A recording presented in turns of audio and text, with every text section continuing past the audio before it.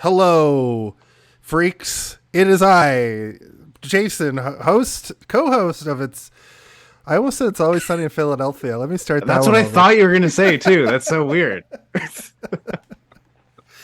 In 5, 4, that's so strange. 3. Gather around, freaks. It's Monday night, and you're around the campfire known as the internet, each and every one of you, every single person on the internet, watching the only show that exists and asking the only question that exists. And that question, of course, is, hey, did you see this one?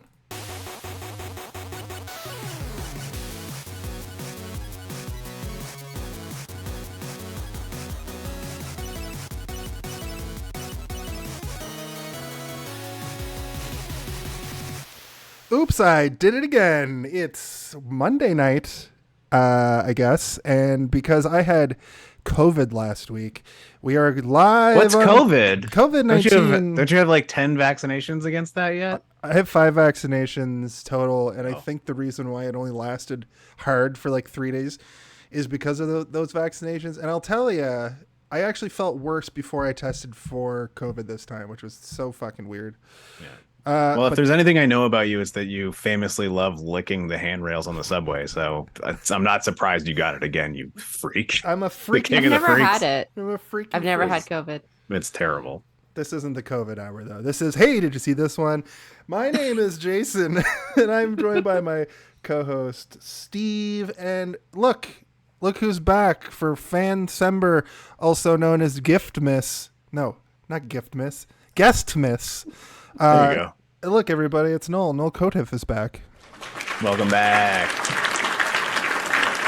And this week, we're talking about the stupidest movie I've seen in a long time. Striptease. Striptease. We all watch striptease, right? We all watch stripper tease. So I've got that out of the way. Before we get into the actual main show, last week I did put up the fan guessing game to see if people could actually guess this thing. But I think I overestimated people's ability to just like get it from a shot of the leg. I started with the foot, then I did the leg. Nobody really got it, but 4 people got it, I guess. So I'm going to read off 3 people got it. Only 3 people got it. I got a lot of posts. Are you going to read my amazing pun joke after the last episode where everybody assumed I hate puns? What was it? Like, I don't hate puns. You showed a picture of the knee, and I said, is it Finding Nemo? Oh, yeah, with that's a great. knee? That's great. Yeah. So you're actually on this list this week. Okay, good. But what I will say is after I posted the picture of what movie it was, a lot of people came out of the woodwork to be like, I used to J.O. to that movie when I was 10. Oh, Yep. So 10? For that, Stratosphere. oh boy.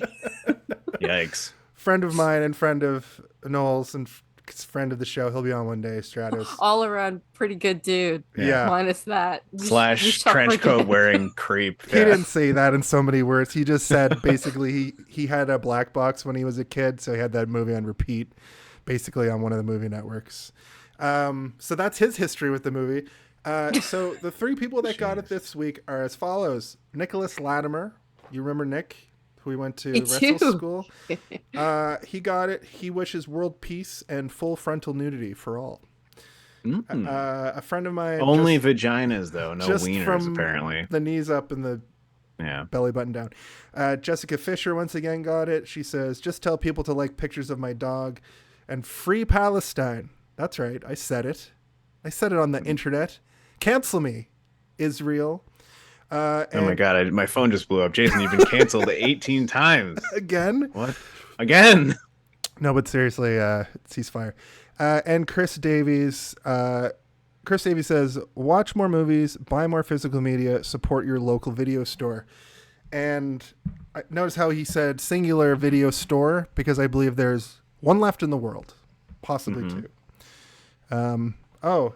Do we have a sting? I support my local video I think store. you mentioned this last time you were on. Yeah. And I was jealous, but also I realized that I live close to you, so maybe I should also go to the same place. So it's not far. For some reason, Noel, I thought you lived like further away. The 3 of us need to watch our next movie at Steve's house, is what we're saying.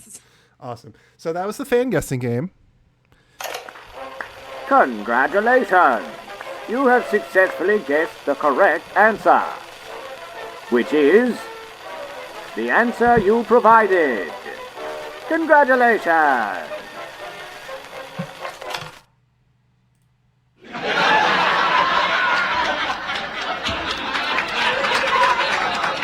I like this one because it goes on for way too long. And Jason complains that the show is too long each week, but he plays the longest. I have a heart out at 9:10. No, Jason, did anyone guess that the thing that you put in was the image Sense by Tano Stano? No? Okay, so this famous photographer, I believe he's Czech. I could have that wrong. This image is completely ripped from an image called Sense by this particular artist, Tano Stano. Oh, interesting. Yeah, I didn't even know that until you told me, and I was like, if wow, you look at, I'll like send it to you later, but like it's exactly the same, like exact info. Like they didn't even reverse it. They didn't even flip the image to make it different. Like it's exactly the same. Well, it has to be shaped like an S, right? It does have to be shaped like an S. I didn't even consider that because I was too distracted by I guess it's called the body. Sense as well. Here, I sent it to you on Insta. Nice. But I meant flipped as in her like butt was showing instead. No, I'm just kidding. It's like nothing different about it. Mm-hmm. You should. The only thing different is that it's not Elizabeth Berkley. Yeah. You should have held on for a second because a brief history. I of course like to make it. I've made a tradition around these parts to allow the guest to go first. Whoa, that's a direct ripoff. So with what Noel you just started to say, continue to say more words about your history with this film. Oh, I have no history with this film. It's a history of violence. I hate it. I want to destroy it. So I think anyone who was born like mid-millennial or anything knows about this movie. Like it's in the Geist. But I had seen like bits and pieces here and there on like, what was it, Bravo or Showcase? Yeah, one of those two. Jason's like, showcase. I have a VHS that says Showgirls on it / Whichever Showcase. one had Sex in the City on it. Showcase. Whichever one had Red Shoe Diaries on it. Also Showcase. Yeah. Oh man. Oh, Queer as Folk was on Showcase as well. It was. Sure was. It was. It definitely was. All right.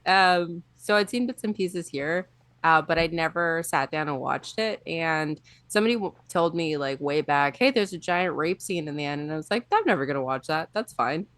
And then you were posting like, hey, what should we do? And Showgirls seems like a funny thing to do because it's just known to be the weirdest, most bad thing ever and not in the room kind of way. No. And so then you said, hey, you're going to be on it. And I went, shit. Yeah. Shucks. Yeah. Well, originally originally this month was supposed to be like the original 3 members of the show just talk about 4 movies that fans choose. Suggested. But what had happened is it's better content if we just have our 4 best guests on, or our 3 best guests and a new guest who next week he actually chose a movie and we were just going to view it, watch it, talk about it. But I think this works out a lot better. So it's no longer Fan-Cember. Basically, what Jason is saying is like the movie. He's blaming you in the way that everybody blames Nomi for all of her poor choices. Yeah. Okay, cool. I see how this goes. But in Showgirls' defense, this is a movie that people know but have not necessarily seen, and if they have seen, not entirely, or not like through an adult, like not in adulthood. This is a very, hey, did you see this one kind of movie? So that I think is perfect. Well, perfect. Yeah. Steve, why don't you tell us about your history of this movie then? I can't help but feel like you're calling us children, but okay. I only started watching movies other than MCU in 2020, so I am a child. Yes. Well, I saw this movie as a kid and it scared the shit out of me. It was scary to me. I thought when I first saw it, oh, this is the famous sex movie that will satisfy my needs as a horny 12-year-old boy or whatever. And when I started watching it, I realized like the sex in this movie is violent and disturbing and aggressive, and everything in between is also violent and disturbing and aggressive. Everything that anybody says in this movie is with this sort of pointed edge of, I'm gonna hurt you, or like, what are you, stupid? Like that's like the whole movie is just people arguing constantly. So it was like it made me like at this heightened state of anxiety while I was watching it. So when the titillating scenes did appear, I was like, I don't even want to watch this anymore. But yeah, it was again a showcase scenario where it was on, and I knew that it was the famous movie that I shouldn't be watching, but I have a TV in my room and Showcase is on it, so I'm gonna do it. And yeah, I didn't like it then. I actually, through, as you were saying, no, like through an adult lens, after not revisiting it like every couple of years for my entire development as a human being, it does have a little bit of goodness to it, but there's a lot of bad. There's a lot of bad in there still. A lot of bad. A whole lot of bad. And I think we were having like a Instagram conversation while we were watching this movie, and like you said, this movie does kind of get good at one point, and I completely agree. And I was sort of invested until it just completely falls apart. I think like the way you could describe it is that the movie starts with her at like the rock bottom, and then it just kind of, it doesn't go up from there. Kind of like the rock bottom just changes forms. Like it's just like it's morphing into different forms of rock bottom the entire time. But yeah, my brief history is that I watched it once when I was a kid and it kind of freaked me out, and I never watched it again until we had to watch it for this podcast. So Jason, in your brief history of this, I'd rather not talk about it. On to the next. Yeah. He's like, I watched it for 3.5 minutes when I was 14. 40 times. Yeah. I will say this movie came at a very formative point in my life. It was on Showcase, yada yada, all that stuff. I'm a pretty straight male. I would call you a handsome straight male, not a pretty straight male. Thank you. I've been called handsome my whole life. Why can't I just be cute for once? Other than that nonsense, I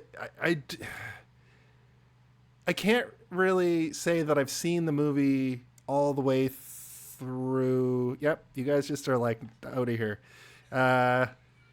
But there's the end third of this movie. Like I definitely don't even remember. I'm sure I saw this movie like in my 20s, not in a weird like hormonal charged way. But I didn't remember that last thing with Molly. I didn't remember that. That was the most shocking shit. And then on top of that, the like doctor explaining to Nomi what happened was also just like horrifying. So it's really unfortunate that this movie was so sexualized. When like me and my friends would watch it on Showcase and be like, tee boobies, because it's actually the subject matter. I get what Paul Verhoeven was going for. Like I get it. The execution and the era just sort of, it didn't allow for it to breathe, and it's not that good. It's the problem also.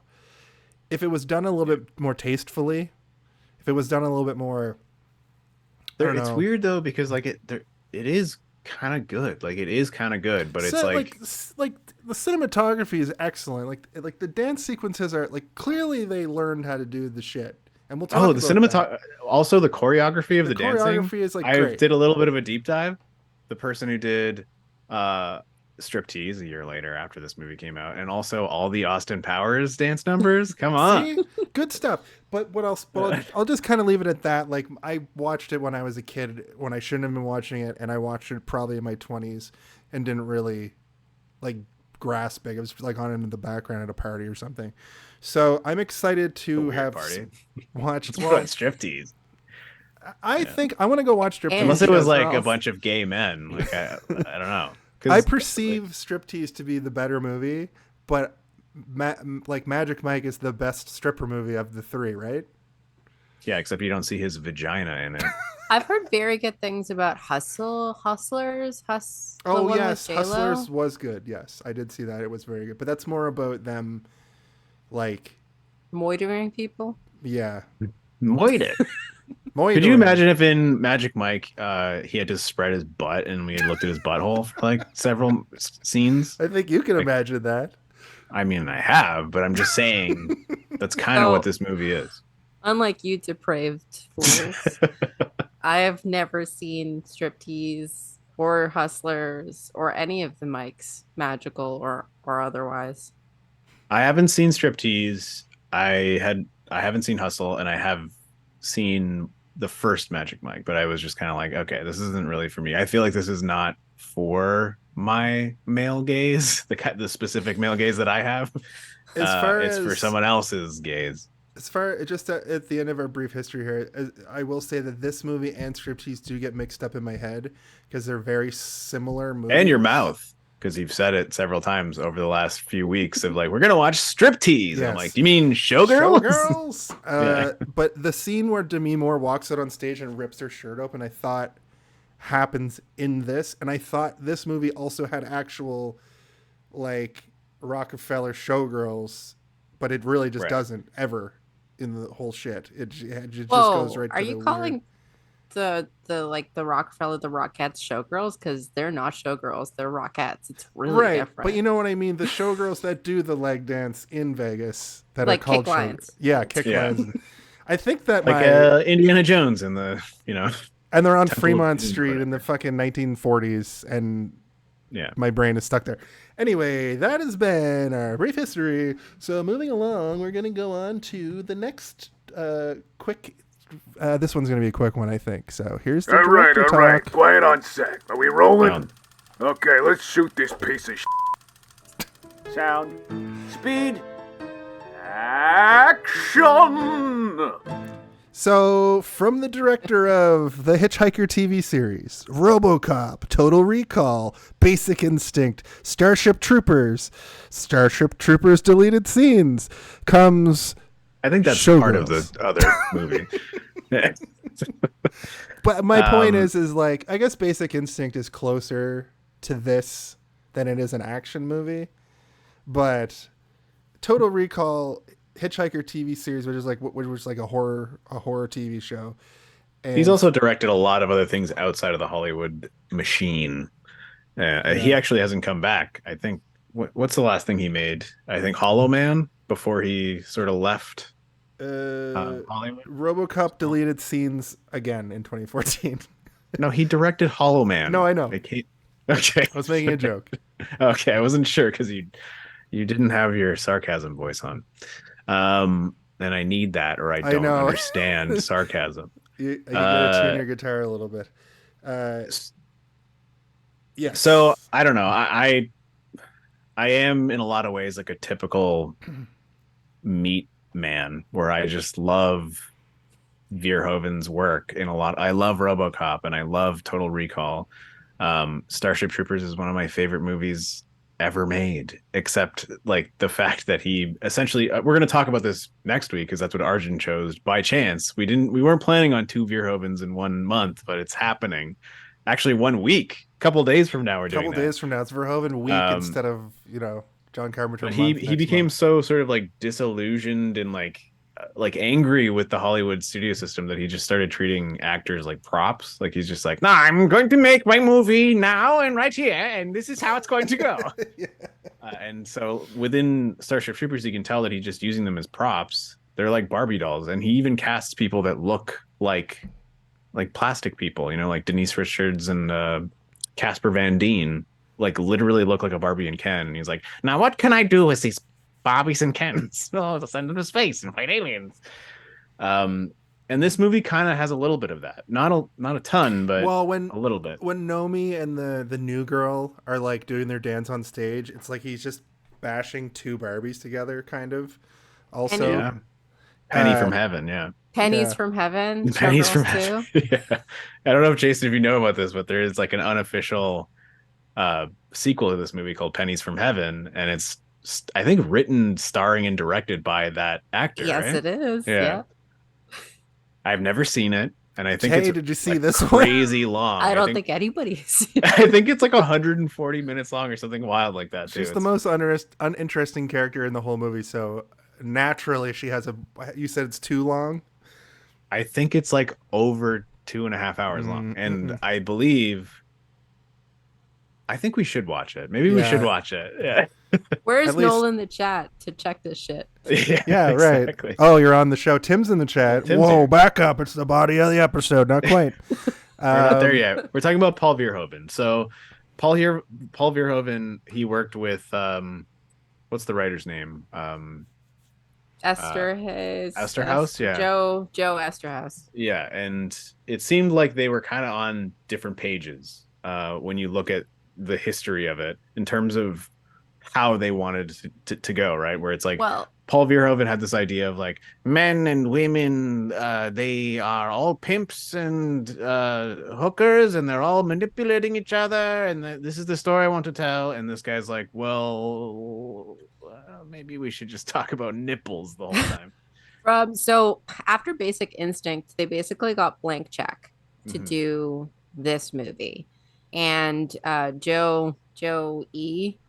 Just basically wrote it on a napkin in Hawaii. Right, and like sold it, right, for And like drew $1 million just or drew something. Yeah, crude and they were pictures like- of boobs. Yes. Just like bracket, period, bracket. And then a perfect drawing of Kyle MacLachlan licking a nipple. And Kyle MacLachlan's butt. Just like, so he did that. And so they had two different ideas. He wanted to do something more, I believe, comedy. And then Paul V was like, no, we have to do All About Eve. Right. And then I can't remember, but like they didn't want it to get made. They wanted to make something else. And then someone was like, well, we won't greenlight that idea. You want Paul V, but we'll greenlight this thing on a napkin. Yeah, I think he also wanted to make it like a classic musical as well, where he's like, I want to have it like a MGM style, A Busby musical. Berkeley Yeah, style like something musical. with these grand numbers, and then in between, everyone's vile and disgusting and just humping. I don't know if you've seen a lot of Busby Berkeley dance sequences. There's a lot in like old Judy Garland, Mickey Rooney shit, Right. and they're extremely elaborate. There's Yeah. a lot of stuff going on. So I feel like there's a piece of that in the Goddess shows. Like they're very old school Hollywood, and you're just filming a stage and a whole bunch of shit's Yeah, going even on. that the one that becomes very sort of like leathery and like BDSM, even that one still feels like it's like they're sort of wrapping it in a package, you know, like a weird leathery package. I actually kind of like that one, to be honest. That one was maybe my favorite because they're also sort of fighting during it. It was more interesting than the rest. They ride it on motorcycles. Yeah, and they're like literally kicking each other and pushing them down, like it's not part of the show, and you're like, oh my god, And they're fighting So- up there. spoiler All alert, that to that's say- the beginning of my Home Alone of it all. So Oh, I didn't know this Ga- one would have a Home Alone of it all, but all that to say, I think what we're getting at was they had no real idea what they were doing and trying to do too many different things. yeah, I think but you're also right, and I capitalize on how attractive Gina Gershon was in 1995. but you can also like easily imagine how Verhoeven, because Verhoeven was a desirable director at that time, right? Like he had made all these things that people were, everything that he had made up until that point was like box office cocaine, where everyone was like, wow, we really hit the jackpot here. And so obviously this is the blank check that you were talking about, but he probably was able to just kind of like put out a blanket and be like, anybody come and want to be in the movie, we'll do it, eh? But like if you look at the short list of actors that refused the role of Nomi, it's pretty crazy. Like it's people that are household names, like they're not sort of like unknowns. It's, you know, like I think Charlize Theron and Madonna. and Angelina Jolie, like all these people. But obviously, they were all sort of still up and comers. They weren't at the clout that they are now, but all of them said no because there is like a stigma. There's a stigma there, right? Where if you're a female actor at that age, it's like, I don't know if I can do this yet. Maybe later, which is the Demi Moore thing with the striptease, where you're like, you can kind of do that because she's already she's in that sort of like wheelhouse of like I have the ability to do this without it maybe ruining my career. She got that one almost canned her career. Yeah, she got the breast augmentation for it, and then G.I. Jane was next, which kind of brought her back, right?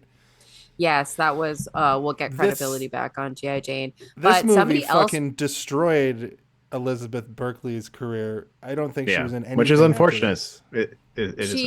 She was in a couple things here and there, like mostly TV and like small things, but somebody else did have the part, and I'm bad, I didn't write this down, but she couldn't dance and Elizabeth Berkley could, so she got it. And I think that Elizabeth Berkley wanted this role because she had just come from Saved by the Bell, so it was the classic like, I'm not a little girl anymore, like I'm gonna do this. I believe that the character Tori was added to this show because she left to do this movie, if I'm not mistaken. And you know what? I will say she's not she's not girl. She's not a little girl, obviously, but like she's not bad in this, but she's also like she's obviously beautiful, but it's like in this otherworldly sense where it's more like striking, where you're like your neck is really long and your head is like small for your shoulders and your eyes are wide apart, and you're like there's all these weird interesting things where it's like she's almost like hypnotizing to look at. Where she can dance though. She can dance. She dances like a tornado in that scene where you first see her dance. I mean, that's a lot of the work is coming from that dress, but she's the one operating that dress. And she harnesses the scene from Saved by the Bell where she says, "I'm so excited. I'm so excited. I'm so scared." It's what most of her acting in this movie reminds me of. Right.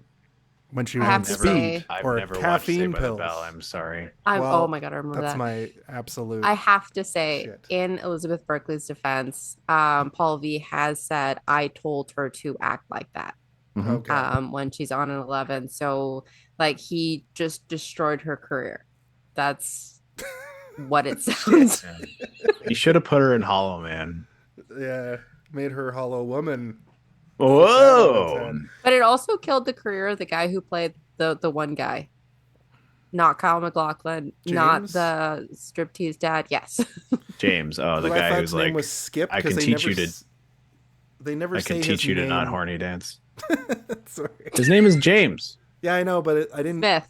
You know how I'm good at like writing down their name the second I hear it. I didn't hear them say the name till like the end. And the only time is when that guy calls him Skip. So I had him as Skip in my notes for most of it.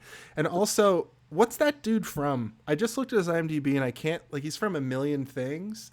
I thought he was the guy from the Hackers, but he's not. The, like, elite hacker, that's a different guy. But this dude looks like somebody that I know very well.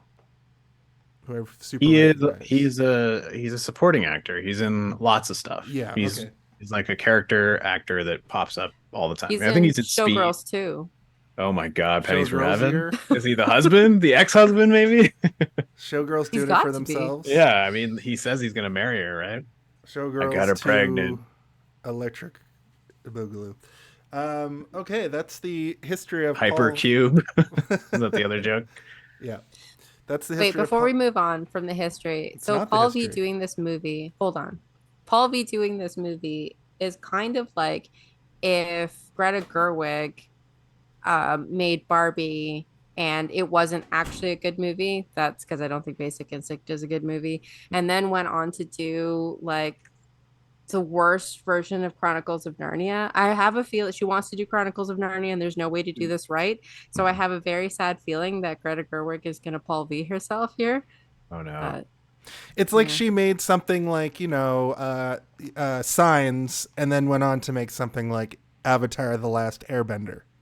Or it's like Taika Waititi, where people now just don't give a shit about his like goofiness anymore. They're like, stop being goofy. Yeah, and also stop making MCU again. Stop making MCU movies also. Just to like, expand the idea of like a director that hit hard and well, but also had all this great work previous. It's like, yeah, Paul Verhoeven. I think, Starship Troopers again is one of my faves, and then after that, I don't even know if I've seen Hollow Man all the way through because it was too weird and again spooky. He's a spooky guy. Verhoeven. I also think that Paul V isn't all to blame here. Sure, for some of the directing and making Elizabeth Berkley act like that, but I think the writing is where this movie fails Yeah. terribly. Yeah, I think it's so Joey's a clunky. hack. It almost dialogue's so feels clunky. like like we're watching a soap opera condensed down into one episode that is like it's a two-parter or something, or a three-parter, and it's so overcharged where it seems like there should be more on either end of it that make it make sense, and it doesn't. Like, I just don't think he's ever met a human woman. I think that's how I phrased that's it. true. I don't Yeah. think he's Yep. ever heard a woman interacting with another woman. I don't think he's ever been in the presence of that. I also think that he probably has not had actual sex. He's only watched pornography. Like, that's the only thing that, yeah, it's just like, exactly. Well, he has a strange He's like, German man. this is who- what porn is, right? I mean, that's how sex works. You just do it really, really hard, and one of us has to be under a fountain. because he for some wrote reason. Flashdance, and Flashdance has pretty terrible writing. Mhm. Like, it's a pretty great movie, but the dialogue is trash. And I don't think that he understands how women operate, because Basic Instinct is also like a really weird, like, male fantasy of what women might sound like. Maybe he's just a really good structure guy or something, where it's like, structure of a movie is very important, but if you don't have the foundations around it, it's like, okay, well, no, but Just maybe stop he writing needs some. women. Yeah, stop Like, writing women. Just go back to writing men. Maybe did he write Magic Mike? He's like, I gotta try a draft 2 this time. It's guys. I'll just put it in Leader secretly. boys. Nobody will know it was me. Tim in the chat says Greta will need lots of cocaine to end up like Paulie V. But he would watch She's- her Narnia. So I think if she did the Narnia, like, I don't know how you get that right, but that's a completely different situation. When we're doing theory corner, just let me know, because I have the best theory. Carry on though. all right, Right. awesome. I'm glad you queued me up for that, because I'll give you a theory corner. I also kind of want to keep theorizing about Greta's version of Narnia, because I do also think it could be great at the same time. Like, there is a world in which that is amazing. Because there's a lot of funny shit in Narnia that, like, she could make very comedic and good, but also, like, it doesn't take a genius visionary to make a good battle sequence happen, right? So, like, maybe she could work collaboratively with someone if she's not sure about that stuff. She But made it's like, extremely entertaining Ken on Ken. but then you look war. at someone like fucking Snyder, who released that Rebel Moon movie, and it's like, maybe he needs some people to come in and tell him, like, hey, dude, like, stop making everything all sweaty and horny all the time, and maybe we'll have some scenes where people actually matter. Anyway, sorry, let's move on. Let's move Male on. directors get so many kicks at the can. Like, fuck, True. just They do, yeah, they do. It's true. Greta Gerwig needs to make a million movies. Hey, I have a question for you guys. Country or rock? Which better describes Showgirls? Country or rock? Jesus, neither. Country or rock? Those are your options. Okay. country. Country? All right. This is AI Synopsis. Airplot synopsis running down the plot.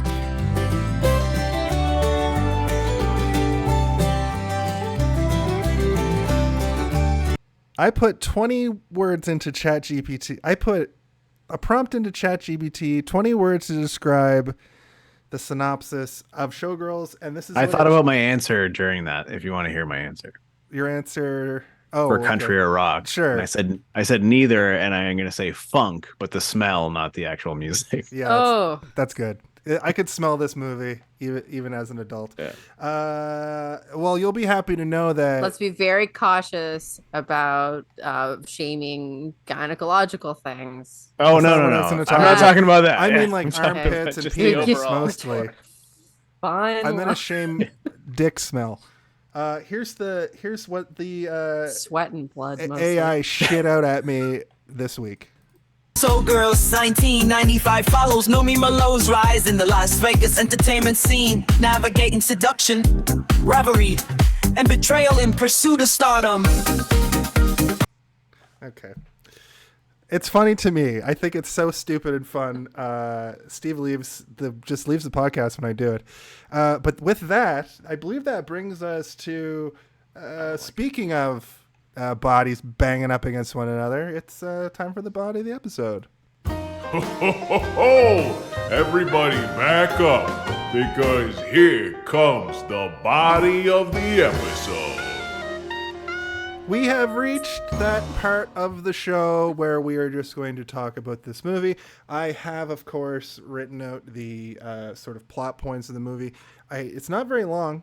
My plot points are, it's only a couple pages this week.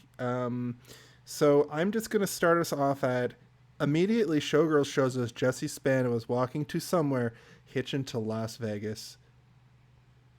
Hitching, yeah. Welcome to another astonishing episode of The Body of the Episode.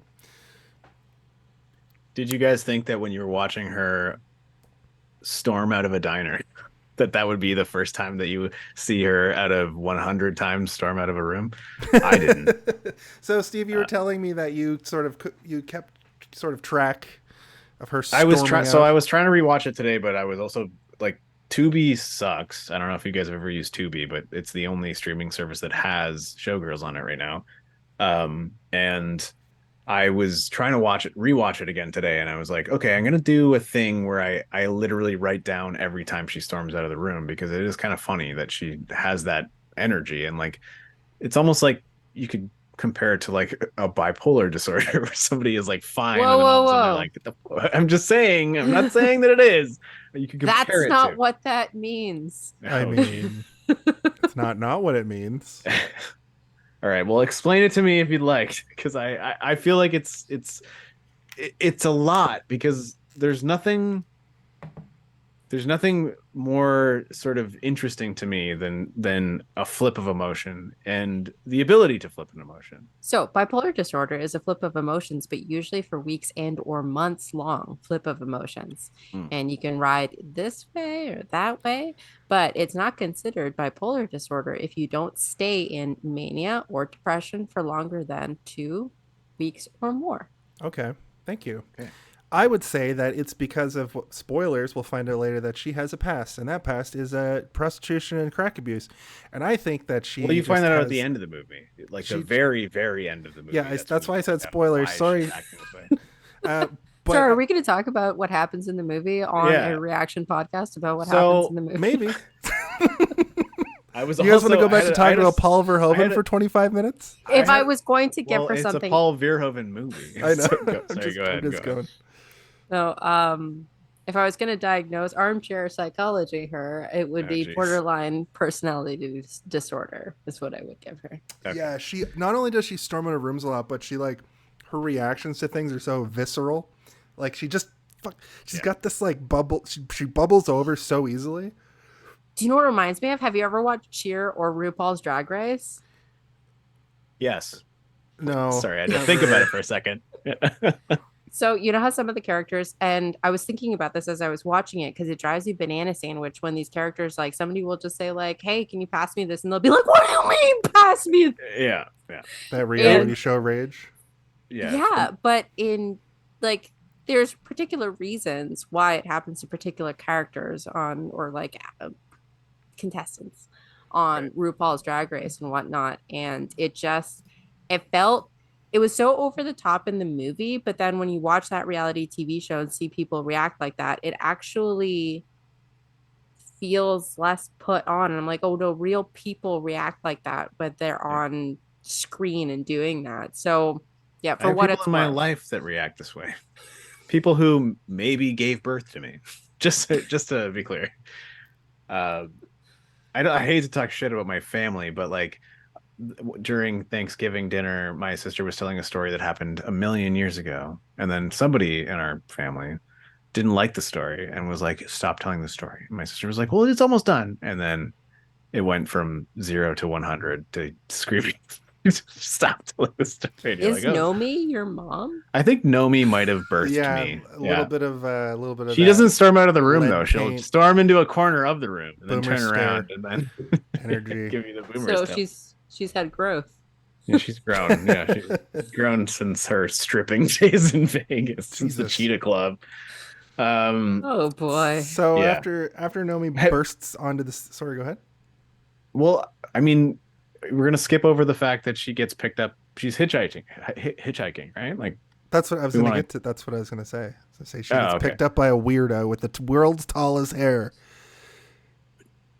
That's what I was gonna say. Garth Brooks. Is that what it is? I don't know who this guy was, but at first I thought it was somehow Josh Homme from Queens of the Stone Age. Somehow, No, but he's like a relatively well-known actor. I think, what's isn't the he? character's name? Because I don't think I ever got it. I'm looking at the IMDb here. In Is the it- chat? Anyone in the chat? Can you is throw it that up Dewey for us? Weaver? Noel in the chat. Are you there? Noel, can you Shit. sign on and Noel's tell not us? in the chat this week. We need guy in the chair. Oh wait. Yeah. I assume it's either Greg Travis or Dewey Weber. I think his name's just Jeff, maybe. I don't fucking care. Listen, she gets picked up weirdo. He's gonna do something gross, so she fucking pulls a knife out. He's gonna hit on her, and then as soon as he starts to hit in a wrong direction, she pulls out a knife, which I think we can all appreciate to a certain degree. Did you notice? But I also think that this is back to Mr. House's kind of like, if I make her badass at the beginning, then she'll be badass throughout the entire movie. And I don't really have to worry about continuously developing her as a character, because this is what her character is right out of the gate, which sucks and like is hurtful to me as a film watcher, because I'm like, she's not really developing that much throughout the movie.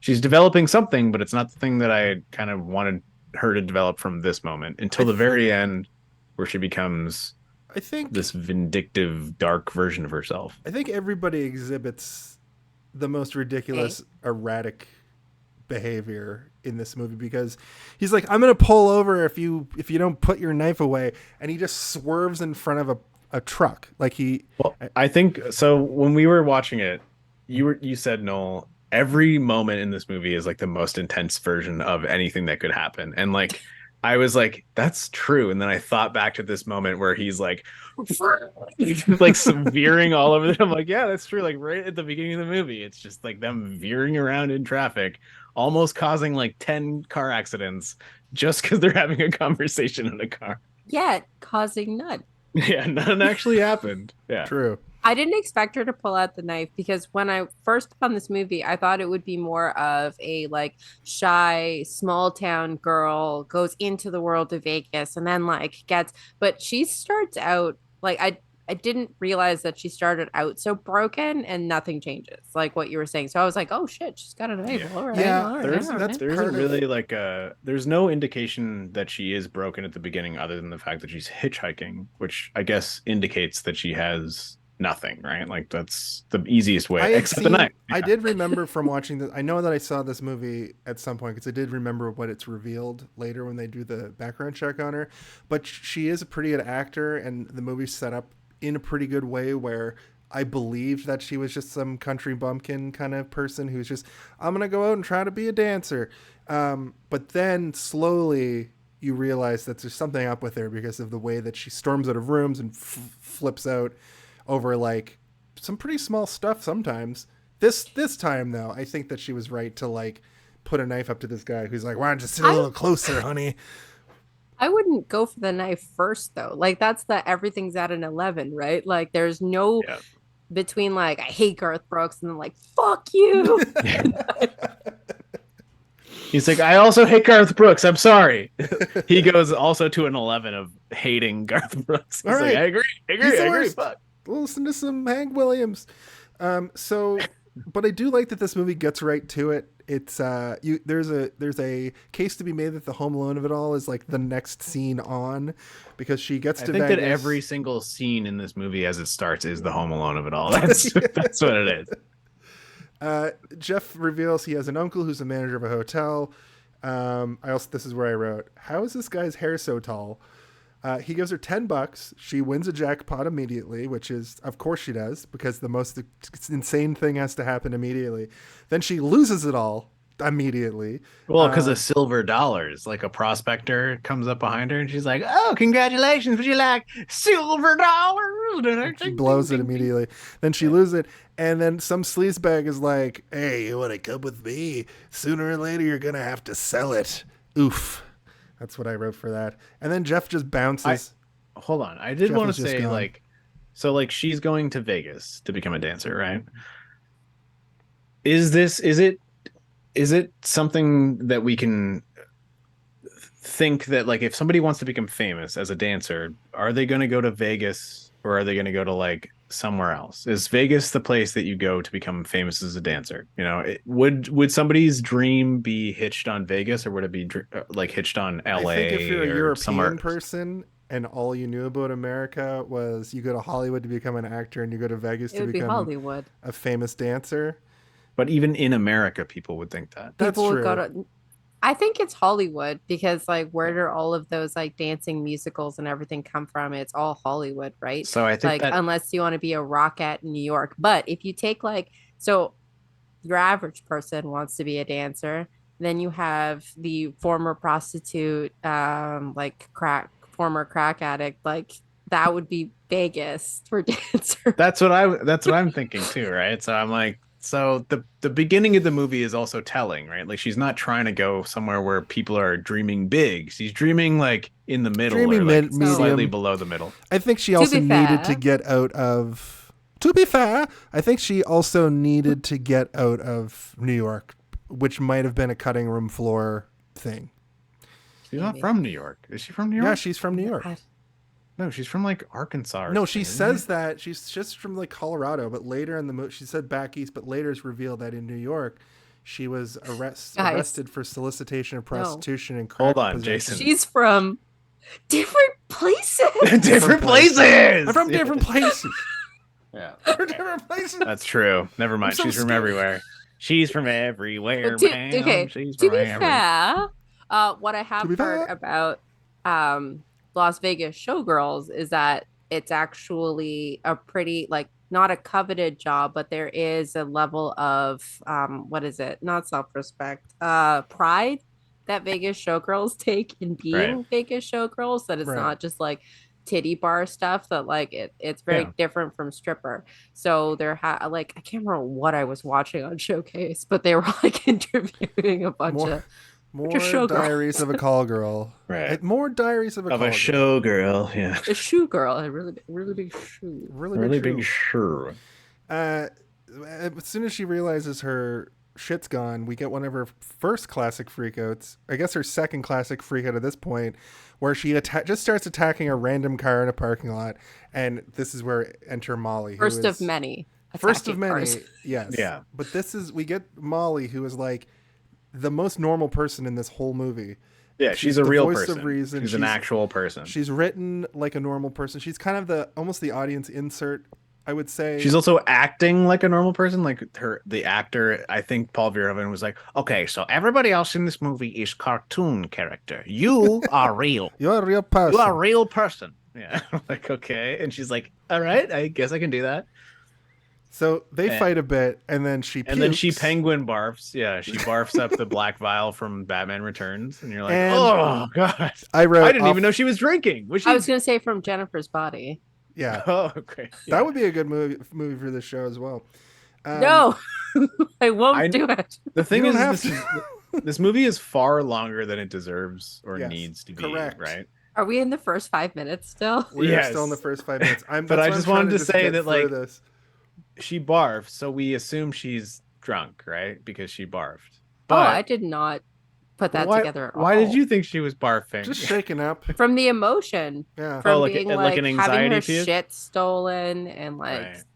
yeah. Oh, maybe she was just. You know, barfing women because be of crazy, anxiety. Maybe it's right? meant. Maybe Verhoeven was like, I don't want to show why the barf is happening. We're not going to show her drinking Jack Daniels or any kind of other drink. She would Oh, have had enough money to drink yeah. anything at the. Well, she was in a hotel. If you win big, yeah, they give you drinks for That's free. true. Yeah. she was probably wasted. We don't know yet, though, that she has substance abuse issues, right? So But We she also stays don't away even- from the drugs for almost the entire movie. Is always saying no to everything except for in that last scene, like later on with Kyle with Kyle MacLachlan. MacLachlan, with old Zack. How is he? I don't understand. That was a weird casting choice. He anyway, doesn't know what movie They he's tricked in. him into being in it. Yeah. We'll get to Just that. like they did everybody else. Except Like, for I get maybe to- Henry. I get to get She a was like, real I know laugh. exactly what kind of character I'm playing. Oh, Gina Gershon knows what movie she's in. she does, and she's Yeah, the best part of the she's- movie. She's like almost like a Disney villain level where she's like, that's kind of how she is. She's one of those actors. Her successors, Gina Carta. What's the woman's name from San Andreas? That's just the best. I don't know, Jason. Sometimes your references are so like off the ball that I'm like, what the fuck are you talking about? Carla Gugino. You know Gina? her. Yeah. Carla Gugino from like Watchmen a million or things. something? Yeah, she's in Watchmen. But her right. Her and Gina Gershon kind of like Gina Gershon stopped being in the things in that capacity, and Carla Gugino sort of took up that mantle of that, like in B movies always kind of plays the same role. I mean, back to All About Eve, it's like a Betty Davis style, like like they're, you know, they are the mustache twirling villains of like the female etiquette of that era and then beyond, right? And she's playing that, and she's playing like a Betty Davis villain, but hypersexualized and being like, I'll fuck you before my husband does. And you're like, oh. I think she's exactly playing like she saw All About Eve and was just like, this is the character I'm playing, and that's why she's the only person in the movie who knows what movie she is. Jason, have you seen All About Eve? This is not a test. This is just me asking. No, I haven't. It's a test. No, it's almost exactly this movie, except there's a lot less. Is it vaginal grinding on stuff? Is it from like the 60s or something? Like, is it like an old movie? I think it's from the late 60s. Yeah. Okay, it's old. Because I want to watch Sunset Strip, which is like a 50s movie, and that is another movie I'd like to check out. I haven't seen it in a billion years, so I don't know. Noel, if you have All About Eve is 1950. 1950. Okay. So it's the rubric for all of these kinds of movies. Black Swan would be under this rubric as well, where you have the aging lead, the young lady who's like, I can take over, and then the young lady eventually pushes the older one down the stairs and then takes over. Yeah, absolutely. It like that literally happens in this everything. But yeah, Someone gets like pushed down the stairs in All About Eve, to be fair, but I've got a question for you. Sorry, I didn't mean she literally. Gets sick, and then I meant like literally the story of like a younger woman. But isn't in that All About Eve? Isn't there also like a reluctant romance between her spouse and the younger person as well? I haven't seen like there is some like love triangle tangling, but it's actually the friend of, you know what? Let's just do All About Eve next month. Yeah. What I'd like to ask you, Noel, in this sort of realm is, does this movie pass the Bechdel test? Sure does. Does it actually? Sure does. I was sort of tongue in cheek. The movie is almost entirely women talking about stuff that isn't men. It passes when they're talking about doggy chow, fingernails, chips. Does it pass in a meaningful way most of the time? No. But the thing with the Bechdel-Wallace test is that, a little background on it, it started out, and Dykes to Watch Out for, this cartoon that comic strip that Alison Bechdel wrote. And the joke was that there was no lesbians in cinema.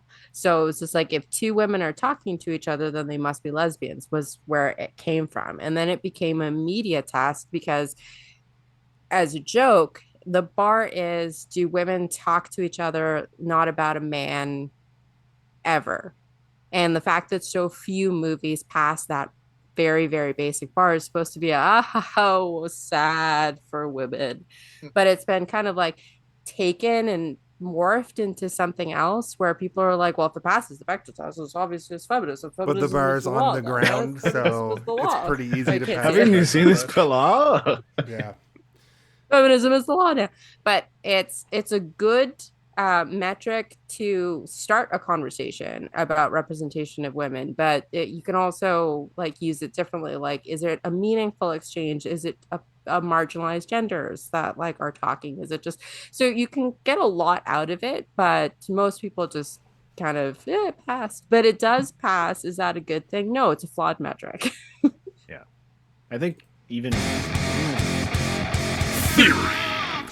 Well, I have a theory. This movie is a Halloween movie because in the next moment, it's spooky. It's spooky, but she walks through a restaurant that has Halloween stuff up, and there's kids sitting around a table. I thought there was a clean break there. Sorry, Steve. There was like a sort of a silence for a moment, and I didn't think you were going to continue.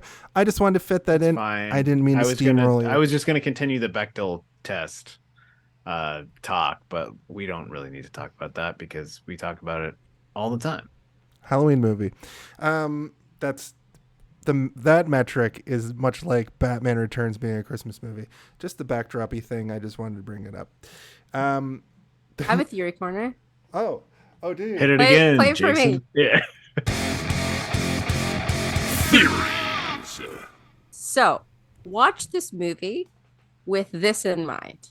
She's gone back in time to relive this section of her life, which is why she seems so done with it and why she's acting on an 11 and why she already knows the choreography and like sleeps with that guy in order to get to a particular point. The whole reason she goes back is to save Molly. And she's tried this over and over again, and things change around every time, but she can never actually stop that from happening to her. So in this final try, she just goes and beats the shit out of Andrew Carver and decides to keep living through the timeline.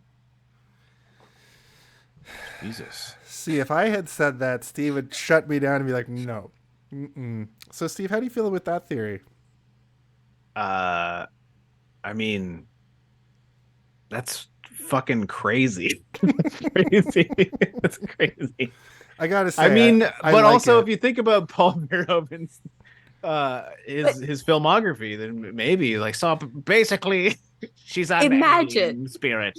Yeah, so imagine there's a scene near the end where she's leaving voicemails for herself and telling herself how this time around went, and that's how you find out that she's been looping back in time the whole time. Is this a theory you thought of, or is this Yes. a theory on the internet? No, Okay, this is me. I was gonna say Tim in the shit. chat says, I like Noel's theory only because if you followed through, it would be a way better movie. That's true. Yes, that's exactly what I was trying to do. I was trying to make the movie make sense. Make it better. Yeah. The thing is, like, if you look at Paul Verhoeven's way of making the movie better, he's like, I think maybe if there was a murder mystery inside What of if it we put her in somewhere, a maybe it giant would've been metal better. suit and she He did started say killing that. villains? No, Jason, I'm actually saying what he said literally. I'm Oh. not He said making there this should have up. been a This is murder mystery. Yeah, this is the thing he said. If there was a murder mystery inside of it, maybe people would have liked it better. And you're like, okay. I don't know if Actually, that's what people. But if imagine Maybe. Cristal Take like, out the cracked her rape neck when and she put in fell a down. murder mystery. Yeah, exactly. Yeah. Imagine Molly got murdered by those guys instead of us having to be witness to a horrible rape scene, and then we have to discover what happened. That would be maybe better. Yeah. God Maybe damn he's it. right. Holy Yeah. shit. A murder I have another mystery theory. in this would have been Wait, incredible Jason, another also. theory. Another way to watch this movie is to imagine that she's like Rocky from Rocky Horror. And that's Oh. how she comes to be, because she reacts to things like he would. And she escaped the castle. And she's Yeah. like, and that's why she's like, I need to get to Las Vegas, because Las Vegas is another alien And institution that she's had been so- brought from another galaxy called Las Vegas. From the Transylvania. No, but the Yeah. way that she's playing with the coins, like like the way that she's reacting to stuff isn't quite Born Sexy Yesterday, but it is like Born Rocky Horror Yeah. yesterday. Yeah. That's actually pretty good too. Thank you. Holy shit, man. This movie. No! It's him! Oh no, it's Jason's mega theory. Stand back. Run! He's got his theories! They're all so terrible! I don't know why you made this 30 seconds long. I have a heart out at 9:10. Do you actually have a heart out in 8 minutes? Because we haven't even started to talk about the movie. No, that's the joke. That's the joke. My mega theory for this week is that she Mega is theory. from the future and she's reliving this whole experience in order to save Molly at the end. That's my theory that I've come up with on my own. That's what I said. Nope. Did I just- Almost. That is pretty close to what you just said. Yeah. And I came up with that theory just now, and it's my theory. Oh, Moving no. on. I feel like I just got You just got man. patriarchy. You just got Yeah. patriarchied. Speaking of the patriarchy, That's the sound effect for patriarchy. the All About Eve formula is a symptom of patriarchy because it's women fighting for one seat at the table. Yeah. Women versus women. Not Men great. love watching women be shitty to each other, especially old women.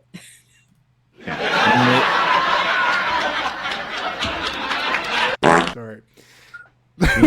Sorry, I apologize. I don't have a way to stop that audience laughter, and the shortest thing is We should do a full Betty Davis month because her movies are often like, especially her sort of like, she was obviously like at one point a young beautiful actor, but then like in the main state of her career, where she became the most famous was those types of roles, and then she existed all the way up until almost the 90s, where she was still like, I'm just gonna smoke cigarettes and sit around, and that's what I give a shit about. I brought it up to you, the horrible or secret step. What was it called? Terrible Stepmother. Sorry, no, I didn't mean to Anyway, no, this is dumb. discredit anything that you were saying. It's about a witch. Anyway, Okay, what if she becomes a witch. falls down the stairs? You ate the chips. What's the next part? Oh yeah, where are you from? Back east, different places. This woman just offers her home to Nomi, and she accuses her of hitting on her. This was a question that I did want to have for each of you. If you met somebody in a parking lot who Was you attacking were like, me hey, and puking let's 10 just seconds ago. yeah, if she was beating up your car and you're like, that's my car, what are you doing? And she barfed almost, and then you went to hug her, and then she like looked like she's about to kiss you, and you're like, you just barfed, don't kiss me, please. And then you hug, and then you sit her down and you get her some food. Would you ever offer her a space in your home, your tiny home, for weeks? I need to know a little bit more about this person before, because we just get a 6. Well, that's what the time gap jump. is that you assume they got to know each other. Like she probably was like, you can come home and stay in my bed and we'll figure out what the fuck's going on tomorrow. This is where I'm like, she's drunk. Trundle day bed. Well, yes. It's Yeah, like, what's up with couch, that bed? basically. Because yeah. that's the bed that It's still like, available all my on friends, IKEA. All my You can friends still buy it. Yeah. who had sisters, they're like, their little sister had this bed in the 90s. I think that's Where it was like a couch and a bed at the same time. Molly is deeply infantilized in a way to make her even more sympathetic. Yeah, I Like can she's see got that. the little toy, she's Yeah. got the little trundle bed. Like surprised she Paul doesn't V have, is like, not subtle. But she also has like a good. But I think this is also like the writing that you were talking about. I don't think it was. I think Paul V is like, yes, perfect. Let's go. Like he probably was just like, I'm more focused on the thrusting. We'll deal with the story stuff later, but get the thrusting stuff out of the way first. Higher, not that high. Thrust Yeah. it. Thrust it. Well, Like that the- was Paul Verhoeven. the picture He was in behind there you, before Noel. they ran the camera. So he's like, imagine it is me yelling in your face about thrust. Grab your heels. But her character is like, even to the point that like it never evolves, right? Even though she seems to have maybe the best job out of everybody. Well, that's in my we're opinion, introduced to where that it's like, next.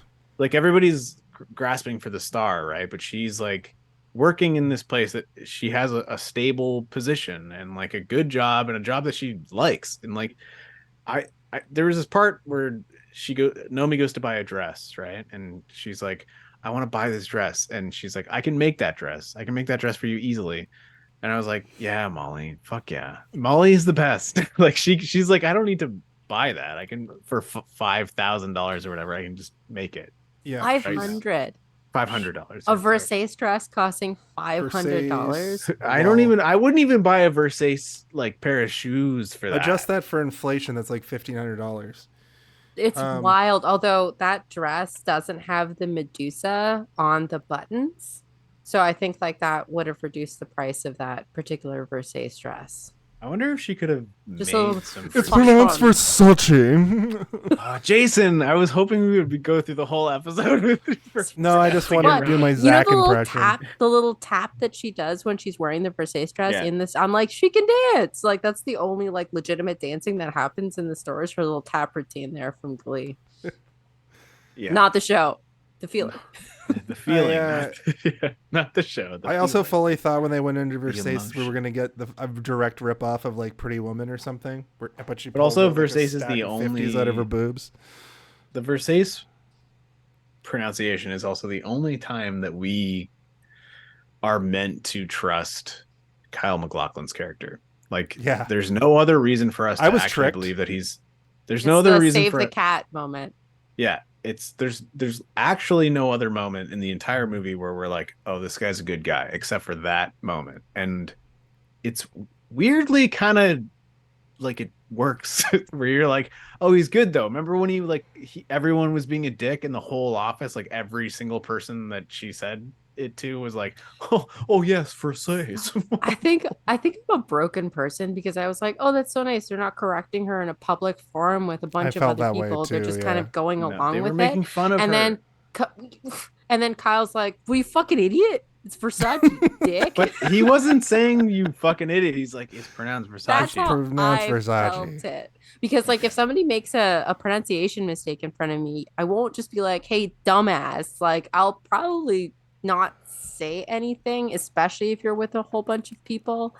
But like I'll find a way next time. He also they say corrected it, her without a lot of people around. There was no one around except for them. They were by Okay. the elevator. Yeah, I think you're right though. I'm saying I think I are broke. I are broken. I think I are broken too because I knew that that's what you're trying to say, and I still kept trying to make the same point. That's I way know what you're later in the saying, but movie. what though. am I saying? I feel like we're Can going to you talk listen to what about. I'm saying? I feel like we're going to talk about it again. So I'm going to move us forward a little bit. Naomi is a dressmaker. She works for a Vegas show. She No. brings. To Molly. That's what I said. You said Naomi. She takes Naomi to the Vegas show. Nomi. Naomi. No, Her mom's me. Italian. Nomi. She's Italian. Right. So she wants to be Nomi wants to be a dancer, but never put together that her roommate of 6 weeks or 6 months or whatever does costumes for a Vegas show. I didn't get the impression that because when she goes and sees it, she's like, "Oh my god, I can't believe what I'm seeing." Yeah, she kept shielding her eyes. I'm gonna get to that moment in a second. Well, I because- mean, you also know that like every Austin Powers dance has that in it at some point, right? And the choreographer worked on both of these. It's wild. So everybody just gets naked. Gina Gershon is there, and she's the best. I do have a thing that I want to talk about nudity at some point if we Absolutely. can get into it. To link though to what Noel was just saying with this move, her learning the choreography standing in like the stands is so fucking goofy and funny, and like good to me in a bad way. Like so bad, it's so stupid. It's like entertaining because She's a savant. She's a savant. She's from the future. She's reliving. She's like, I've this over seen and this over. from the future where I'm from. The thing that I really enjoy about it is how like you said, Noel, Polly V is not subtle. So you're watching this for the first time in 95 and you're going, wow, she can really learn moves fast. I hope that she makes it to the stage one day. Like, obviously that's what's I gonna kind of like happen. that part though. I don't know. I have like a weird soft spot in my heart for like a Disney style character, like seeing something that they love and emulating it and then being able to perfectly replicate it later. That's kind of She nice. wants more than this provincial life. Or Yeah. she's a ninja that has that like copying ability with their eyes.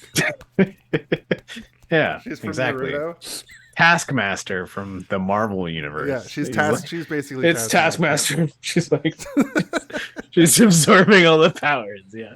You guys talk about some man shit for a second. I have to take care of something. Yeah, sure. So Taskmaster is a guy who is real good at copying stuff. But was a woman in the new universe, I guess. Holy shit! But it turns out that she was a showgirl at one point. Yeah. That's my new Whoops. headcanon. So Kyle MacLachlan, Zack enters.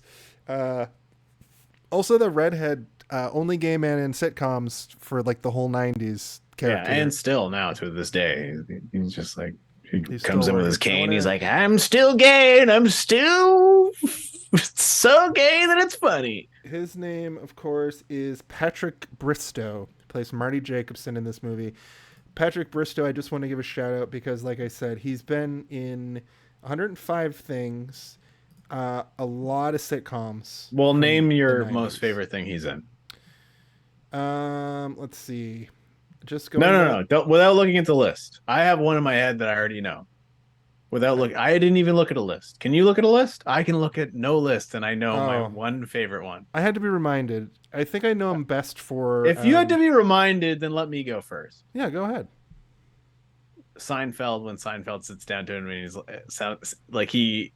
he's with his friends, and then Seinfeld comes up and sits down, and then everyone leaves except for the two of them, and they're having drinks, and then he's like, "Do you want to have another drink?" And Seinfeld's like, "Yeah, sure, let's have another drink." And then another man comes up and is like, "Oh, I didn't know you were back in town. Do you want to maybe have dinner on Friday?" And then Jerry Seinfeld is like, "Excuse me, how do you know that I'm not with him?" Which is like, it's a very good, like, weird straight man view of things, which I liked. That's mine. I think I knew him best from Ellen. I watched Ellen when I was a kid. Who are we talking about? I always forget that we're like a couple years apart, and that bubble really kind of like, it hurts it sometimes. It's the same TV, thing especially. with me not seeing Transformers. Like a lot of people that are 1 or 2 years older than me, their whole shit was He-Man and Transformers, and my whole shit was Ghostbusters and Ninja Turtles. We're talking about the guy in your background there. How he was in like so many things in the 90s. My favorite character? Yeah. And I was saying, like, what's your favorite thing that he was in? Or not your favorite thing, but a thing that comes to mind that you think of. I've never seen this man in my life. Oh, he's in so much stuff. It's crazy. I was like, your face is familiar, but I don't know. Mine was a Seinfeld and Jason's was an Ellen. Didn't watch Ellen. She came out on Seinfeld TV. It was my crazy. last option. It blew everybody's hair back. They're like, a woman as a lesbian? Impossible. A woman as a lesbian? Don't they know they should cast men as lesbians? Gina is revealed to be the character known as Cristal Connors, which I think is a great name. Nomi and sounds like an X-Men character. Or a porn Why is star. it not Cristal? Yeah. Or I Connor agree. Cristal would be the man version. She's named for the drink, right?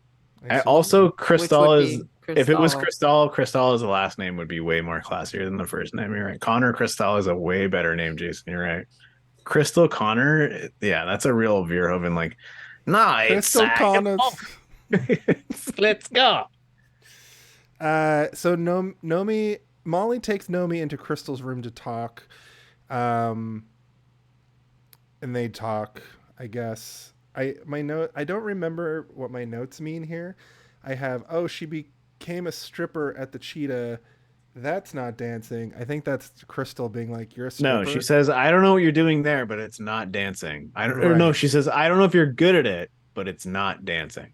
Yeah. That's what she says. Nomi dances too. I like the Cheetah. That's with the audience. And then she compliments her nails, and then she goes, "You don't know shit." Yeah, exactly. And I wrote that line down. And this is where I realized that I wrote, Nomi always flies off the handle. I hope that doesn't come back to haunt her. Every single time she's in a room with anyone. And then Nomi and Molly go dancing, and they don't dance as much as they mosh. It was the style of dancing that I noticed. Well, she's doing the Austin Powers thing we've seen. Her dress has a bunch of tassels that when she spins, they fly out like it's a fucking Mortal Kombat finishing move. And you're like, okay, she is dancing like she's gonna kill somebody. Thrashing. Thrashing is a good word, yeah. So then one of the bouncers notices this happening, James. It's not really clear that he's a bouncer, except for if you notice that all of the dudes standing around have the same shirt on, but he just goes in and just like starts like trying to But it's also like it starts on some bouncer. like, kind of like semi-handsome white guy. And he goes, "Wow, she can really dance." And then he like turns and the camera pans to James and he's like, and he goes up and like, that's when he starts to try and dance with her. Right. Which, he's like a dance instructor. We're not sure about what he does yet. He's kind of like, "You're good, but you're not very good," or whatever. All he does is insult her. the whole time. Yeah, the whole movie. Well, did Entrance are like shit. Did anybody write down any of his lines? Because I wrote down most of his lines. Because his lines are fucked. They're so fucked up. I think I sent The you a AIDS couple. line? Yeah, the AIDS line is the worst one. But People got AIDS. yeah, I think. But he doesn't say people got AIDS. Maybe he does say that. No, I think he What does did he say say? that when she's like she like wants to have sex or something. He says everyone got AIDS and shit. That's what he said. Of course. Everyone. Yeah. But No, that's the you fuck them without fucking them conversation. yeah. Yeah, he says you fucked them without fucking them. Oh, It ain't- yes. it ain't right. Yeah, Because he it- sees her grinding on Kyle MacLachlan. Sorry, go ahead, but Noel. it's just people No, busted in just- their. Okay, sorry, Noel. Let Noel go. I'm going. No. I just react like whenever he was on screen, I wanted him to die. Like that line when he's like, "You fuck them without fucking them." I'm like, and then he says, "Everyone got AIDS." Like she's a stripper. She didn't touch anybody. Nothing happened. Like, what are you talking about? You crazy fucker. Like it just. I don't know. She He didn't makes put me down a angry. little towel or anything. There is like a weird. This is gonna sound terrible because there's like he then tricks her basically into I can get Sex you. dancing? I can teach you how to dance without seeming like you're trying to fuck somebody while you're dancing or whatever. And he does, and they kiss, and they, whatever.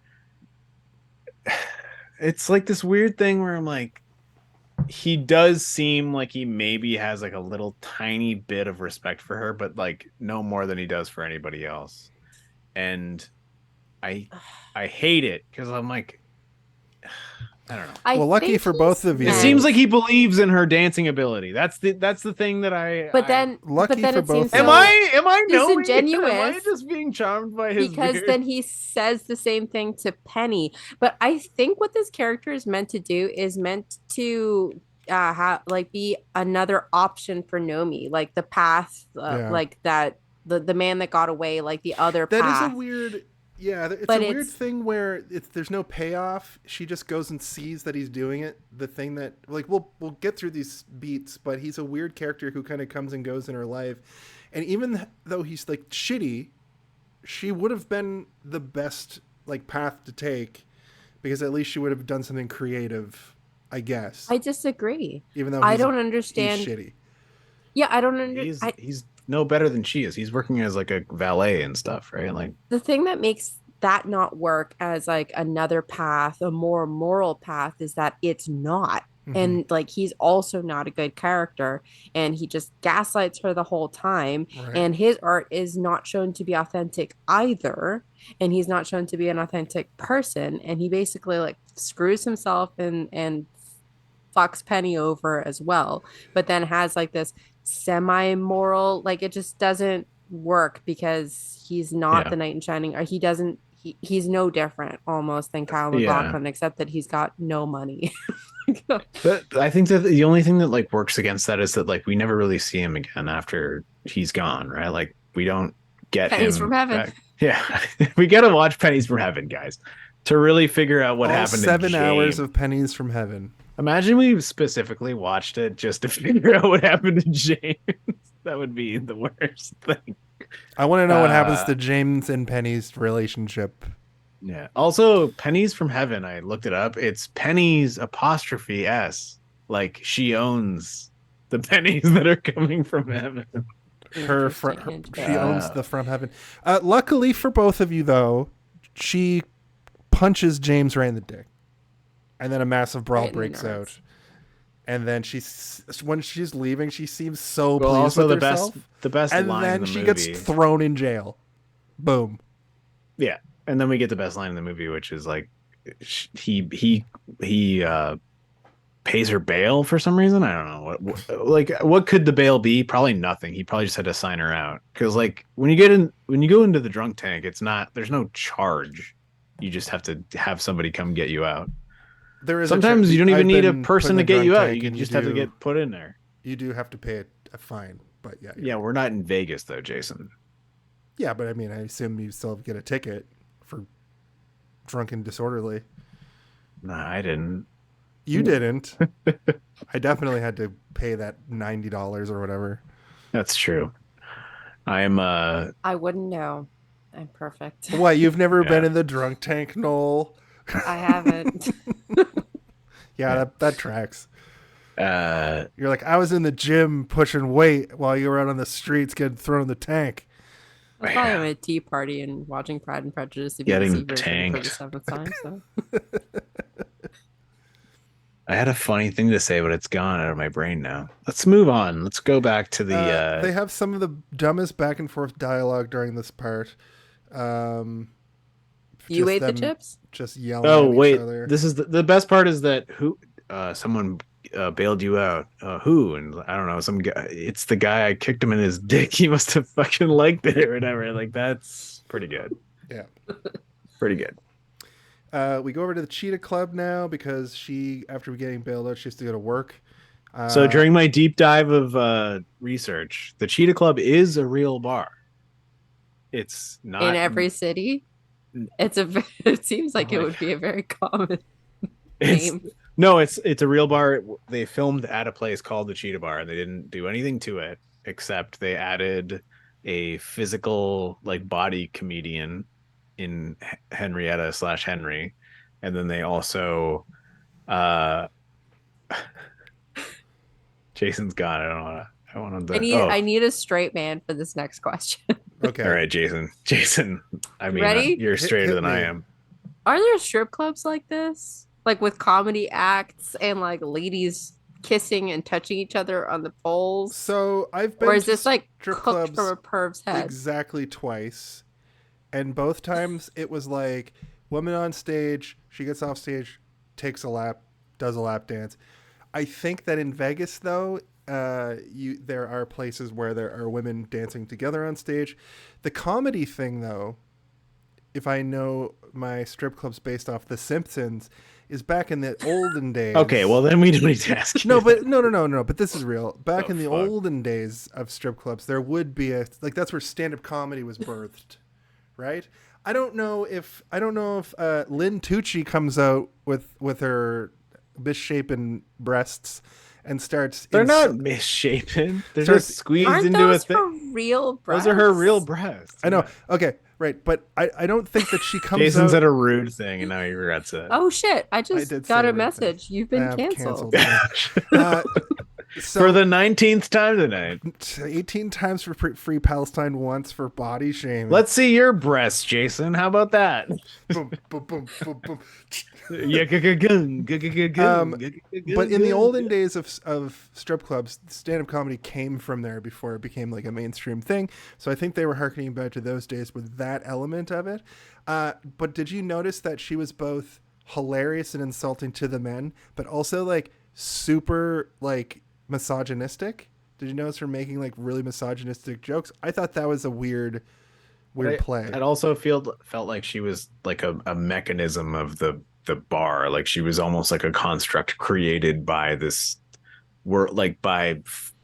phlegm mouse acne scarred man being like, I need to create a perfect madam to have all my True. strippers. It did A feel very sentient madam-y. projection of evil Yeah. from the strip. Where she's like, don't worry about it, ladies. Boing! And her like boobs pop out and everyone's like, look, I'm So- doing it. You can Well, do it it's the- too. I couldn't Sorry, figure it's that a- mechanism out. Anyway, yeah, go ahead. Sorry, it's a very classic women comedian at that era of like the extremely self-deprecating and trying to ingratiate yourself with the male perspective by figured, yeah. adhering as closely to it as possible. That's what I read from it. And also Joe E has no idea how a woman thinks. Yeah. So he's just like, this joke makes sense, right? That's also like at the end of every sort of conversation we can have, if we can't come to some sort of like logical conclusion, the idea is that this guy just doesn't understand anything. He doesn't know how to fucking write what the hell's going on here. But like I agree, like she seems like an interesting character that maybe should have been way more interesting than she was, but she seems almost like fucking TikTok from the Return to Oz, where she's like, okay, I'm here to just be robot boobs. And like I did like when she came back later, but it did Yeah, to be almost her feel like I mom. was watching like a fairy tale at that point.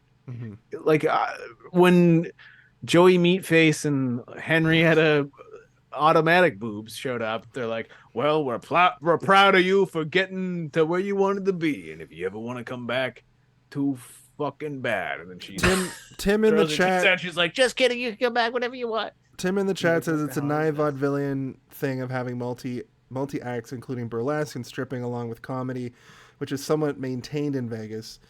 But this is first-hand knowledge, and that's basically what I'm saying too. It's like it reminds me of having a stand-up comedian come out, tell some blue jokes, and then da da da da da da da, and strip. But it being a little bit her act is a little bit more. But her act is like a burlesque show. Yeah, that's what I'm saying. Which is like that's different exactly than a stripper horny pervert. But then Penny and Nomi come out and just fucking start basically having sex on stage. So it goes from like R-rated to X-rated pretty quick. In my personal opinion, I do not think that a strip club that is projecting that level of horniness on stage would have a body comedian show up to be like, all right, everybody, are you ready for the show? Like, you would just walk in and there would already be people stripping. Like, that's what it would be. The vibe is just weird. It feels like the Quentin Tarantino strip club that's just made of a portmanteau of a whole bunch of other things from I agree. history. Yeah. It doesn't make sense. Like you're like, what? No. You wouldn't walk into a strip club and have like a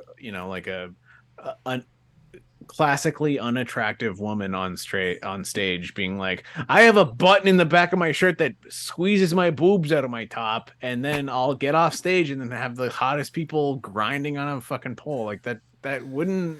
It was a strange that wouldn't happen. So she's the palate cleanser. Yeah. Well, she right, literally she throws up toothbrushes and mouthwash. All right, everybody, let's go. And what kind of shop would I set up at a strip club? Says some really gross shit to that dude about it. I wrote it down if you guys want me to repeat it. Yeah, sure. Why not? You could ask her to. He's like, why don't you? I'll take you for a turn or whatever. And she's like, you could find it under all the flaps of fat. I'd have to piss on you to find it. In reference to her vagine.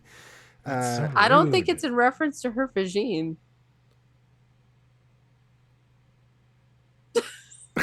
Jason has to figure it out on his own. So, about the strip club scenes, about the nudity, I found it to be mostly grotesque and not hot.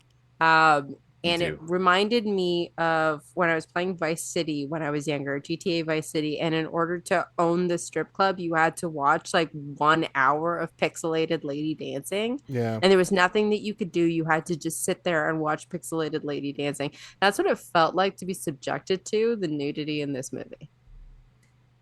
Yeah. Yeah. Yeah, because there's like an achievement or something, right? Yes. Yeah, you own the strip club. Then you can get revenue. That's the achievement. You own it now. And all you have to do is watch. Revenue. Yeah. You have to watch Bless you. cone tits. Do the little dance revolution at the nightclub to fucking. So I don't know. I had like a different problem with it, I think. And it's like, I did want to talk about the nudity in this movie. And like, have you guys ever been to a nude beach? Either of you? No. One time with the full clothing on, and I even had like pantyhose underneath my shorts, and someone was like, "You're at a nude beach," and I'm like, "I don't like the sun." Yeah, that's fine. I didn't mean like, were you naked at the nude beach? I just mean, have you been to one? But I also have not been naked at a nude beach, but I have been to a nude Noel's beach. actually a never nude, so a never Noel is. I have. A Noel Vernude. Boom. Mm-hmm. She's crying. They're crying. But one of the things, I'm not done, Jason. I Sorry. made my point. You're gonna interrupt me already before I even make my point. Good Lord. When you go to a nude beach and you're there for like more than 5 minutes, the nudity just kind of like disappears. And you're no longer at a nude beach. You're just at a beach and everyone's naked around you. And if you were at any point turned on by the nudity, it's gone. And that's how I feel about this movie. It's like being at a nude beach. It's interesting that you said that because I had a similar experience watching this where I was like, am I going to feel weird feelings watching it? And I'm watching it going, ew, the whole time as an adult, you know? Well, the other thing that I should say is that like you're not really turned on by nudity until nudity starts to like get aggressive with each other and like horny or whatever. And like the horniness in this movie is so aggressive that I'm like there and it doesn't really have a ramp up. It just kind of like gets to it almost immediately. So I don't know, man. I think this movie is like the least horny movie that has the most horny scenes I've ever seen in my life. So if you subtract all of the naked, all of the sex, nudity, no, I will include all of the nudity. No. I'm telling but you, I'm asking like the group a question. Okay, but let me just finish the scenes where they're all dancing, the dance scenes on stage where there's nudity everywhere. It's unsexualized to me. It just feels like a weird art dance or whatever performance. Goddess. The goddess shows, yeah, where you're like, I think this show is about a goddess emerging from volcanic rock and maybe then figuring out how to or coming down from the rafters as a crystal lady or being a leather daddy. But I mean, we all know that the real story of the goddess is fucking Nomi becoming the goddess. That's right. What the whole story's about. But yes. If you subtract all of the weird nudity and sex and lap dances and stuff, like how long is the like network TV cut of this movie? 45 minutes? Oh, I had another thing to say. There is a version of this movie where they like spray painted fucking bras onto everyone. Like digitally? And it looks horrible. Yeah, I looked up a little bit of it because I was like, what?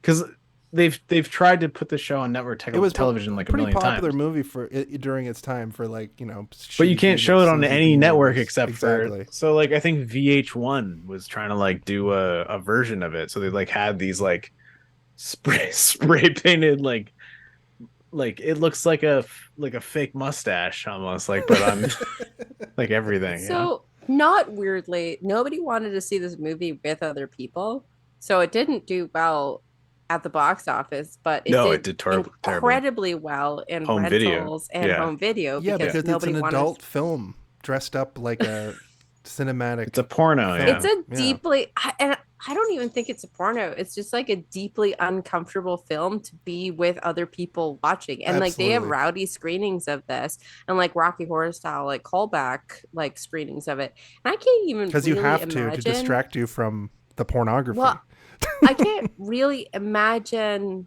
still like wanting to be part of that. Like, do they cut the rape scene out? I have heard that when they do this in like drag shows and whatnot, they do cut that scene out.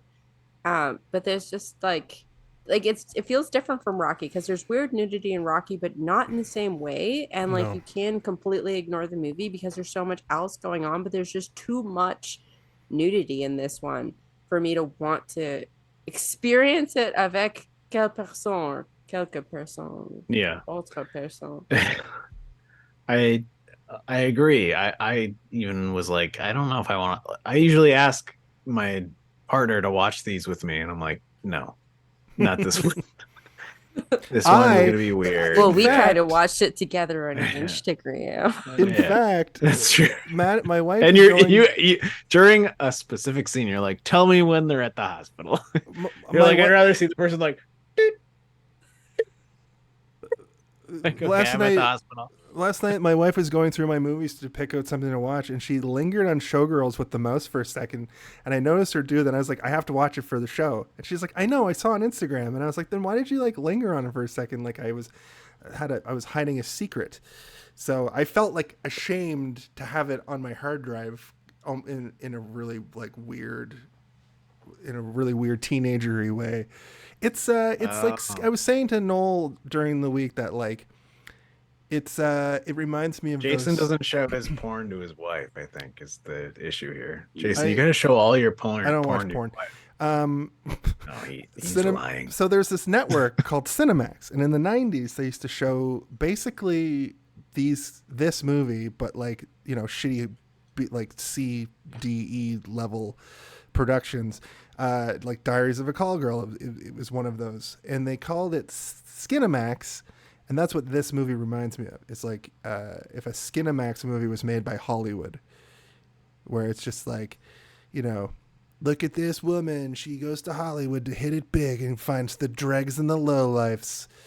Even though she ends up on top for the most part. There's like a 10-minute window of this. If you just stop the movie there, like if you stop this movie when they get to the party, then it's happy ending. Well, I mean, takes a real dip. This movie is not supposed to end with a happy ending, No. but I do also think that they could have stopped it before that scene as well, and it could have still had an unhappy ending. Yeah. It's supposed to be a cautionary tale, right? Like Yeah. that's what Paul V is doing. I think so. And Guys, we have to talk about other Steve, stuff. you that had we also gotta- mentioned too that you saw a thing with Paul Verhoeven and he was like, I wanted to show how disgusting all of this was, but it didn't translate that way, right? It just translates to be he like, wanted to show how violent sex is and how aggressive sex is and how gross sex is, because he's like, sex it's bad. It's usually bad. Everything is bad about sex, but you know, we all exist around it all the time and we want to do it. We love it. But he did want to like show a sexy movie, but he wanted to make all the sex gross. And if that was his goal in this movie, then yeah, the sex is all gross. Every single sexy moment in this, like even the titillating moments where you're kind of like, oh, this is kind of horny. You're like, oh, but then like 2 seconds later, you're like, holy ugh, no. But there are moments in this movie True. where he does like accomplish sexiness in other ways that I appreciate. I don't know. So I'm gonna move through some stuff here. We got a scene where the boss man of the Cheetah Club explains lap dances, and he says make them bust, but if they take it out, get them kicked out. He seems like a real piece of shit. I do want to talk about Or is he the best man in the movie? that's what I was saying too, almost. Where it's like, is he actually like secretly the good guy? Where he's like, listen, you don't want to go there, but you know, you might make a lot of money, but you'll make more money here sucking my dick and their dicks. So hey, Because he's basically explaining this to Penny, who's fresh off the turnip trunk. Turnip trunk? turnip trunk. Turnip truck. I mean, I like. She's trunk straight out of the better. turnip trunk. This has been Her a turnip haircut, trunk though. moment. Yeah. Who is It's she? severe. Like, she's from stuff too, right? She's like a character actor. She's Rena- been in a Yeah, bunch of she stuff. was in Rena Raphael. a movie called Showgirls 2 Pennies from Heaven. I mean, we that's got what to it's talk called. about other stuff. Was that what you said? And other stuff. Her last name is. So where are we in the Her name movie? is Penny Slot. We're still at the strip club. We haven't even got through That's it. not Okay. her real name. Her real name was. I can't remember. Yeah, it was. That's not my real name. Remember? Wasn't it going to be changed to Heaven or something? But her real name is Penny. Like dudes You're don't right. want to think about pennies. They want to think about going to heaven. Yeah. No, he says people don't want to fuck a penny. Yeah. And then he says like people want to fuck, and then he like named another one of the strippers. Yeah. So let me move through some of Heather. this movie so we can talk about the Yeah. better stuff later. Oh, sorry. Okay, sorry. Cristal and Kyle MacLachlan get there just in time to see Nomi. So, you know, she had to learn the moves. I noted that it has a very 90s porn aesthetic, which was a very, like, it's very particular, and this movie has it in spades. She hears Cristal say, sitting off stage, that, you know, I want to buy that. You can have whatever you want. I'm going to buy it. And then Nomi rushes off stage. And then she threatens to boot her out. But they kind of have like a back and forth where she's like, I'm not going to be bought by you. You can't buy me. And she keeps upping the ante from $100 to $500 to go back and do a lap dance for the two of them, Zack and Cristal. And at $500, Al walks up and he's like, Well, what do you guys think about $500. her? What do you guys think about her first dance on stage? That's what I would like to know. Fine. It was 700. Her final cut was 500. Oh, Wasn't okay. it? No, it was 500, and she gets 3. Well, but No, No, asked because she for- spends he asked for 500 two. on the Versace dress, so Oh. it had to be 700. Okay. I And wrote also he asked for 500. 2. Remember the guy asked for 2. Yeah. Right. And she gives him 2. Super important. Hold detail. on. Are you gonna go? You're gonna skip past this fucking scene? No. This is like the craziest scene. Listen to what I'm saying, my man. Okay, sorry. The guy from the night before, James, is also there and sees the 3 of them go to the back, and then somehow notice how he just walked right by the bounce, and the bouncer was like, "Hey, buddy." But then later, when he's like creepily watching the lap dance happen, Through he's using his beer bottle to open up. he's like, "You gotta pay to be in here." Wait a minute. This lap dance is insanity. Like, you know, I think the only thing that the most insane thing about this scene is that there are like 10 other guys getting lap dances in this room by like regular lap dancers, and they're not all like, As they're what known. the fuck? Like they're not all like, what the hell, man? why don't we get that? What How the much is that hell's lap going dance? on in here? That guy just blew up in his pants. Yeah. And this is where I wrote, like, at what point is it no longer a movie about a girl wanting to be a showgirl and just a softcore porn? Well, I think that this sequence is also like the most telling for Cristal, right? Yeah. She's vicariously living through her fucking like dildo boyfriend. who's It also just felt very sitting over there. evil, like to like make them do that to each other. As fun as it was in that moment, they're all Yeah, coked but up she's and also everything. she wants to fuck Yeah. Nomi. Nomi. She's sitting there being like, I want to fuck you, but I'm not allowed to, so I'm gonna like let my boyfriend, who is just a plastic dick, fuck you during this lap dance, and she's essentially dancing with her, and it's like this. It's pretty intense. I don't know. It's just. It's well shot. I mean, it's a intense. It's not just well shot. It's like the. I'm agreeing with you. It's good. Like the movie is telling a good story here, where she's like slowly removing all of her clothes. She's fucking Kyle MacLachlan, but also Cristal is sitting there and being like, I did this, and I'm doing this not for you, but maybe for me, but also maybe for you. And then throughout the rest of the movie, she kind of like holds that against her.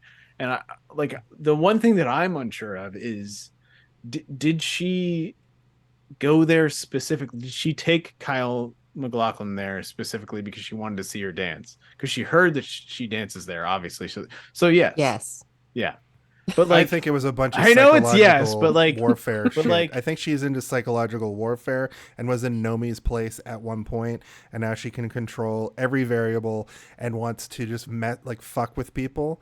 But her ultimate goal, clearly she wants to like get with Nomi, and obviously Zack is an idiot, So I think that's a valid theory.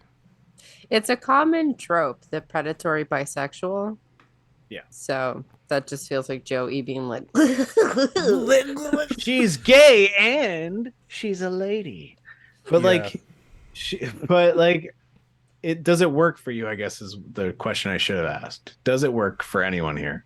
It worked for me in so much that it like when we talk about it, yeah, it works. But in the moment, I'm like, this is fucked. Sorry, no, go ahead. I don't know. I think the only compelling part of the story is the Cristal Nomi. Yeah, I think so too. And like by the end, you're kind of like, oh, I forgot that you're bad, because she literally says like, listen, I also fucking hit somebody in the leg with a hard branch one time in the parking lot to get where I am now too. And you're like, okay, but does she want to fuck her, or does she just want to fuck her because she knows that she's her? Like she's looking at a younger version of herself, basically, right? Like she's seeing herself. Yeah. She's like probably 30 and Nomi's probably 20 in those weird 80s 90s years where everybody looked way older than they were. But But you know, the whole story arc of Gina Gershon in this movie is that she's an aging showgirl who needs, like, they keep talking about her understudy, which probably wasn't a thing they were talking about up until recently. Like, soon this lady's gonna run out of steam. We have to have somebody, but nobody's been able to fit the bill. And the one person that they had to fit the bill was like unhinged and was always flying off the handle of people, and had that instigator who was always instigating her, which is a subplot we'll get to here in a little bit. I just want to move to the next part if you guys are good on the lap dance. No, I'm not. I want to talk Okay. so much more about the lap dance. He came in his pants. That's crazy. I mentioned that already. Oh, sorry. He blew his nut. I said Zack. She fully Well, makes I him did want to talk explode. about haggling for a lap dance. Has anyone ever had to haggle for a lap dance? I don't No. know. Like in the world, or me or Noel.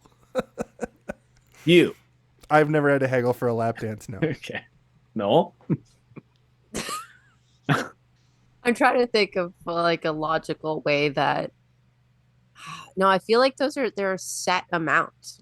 Wouldn't there be set It's amounts? like $20 a song. That's in what I my would think too, experience. right? It's like there's 20 for a dance, there's 20 for a double dance, there's probably like 100 for like It's like $100 sucky. you get to take, $150 you go back to the little room.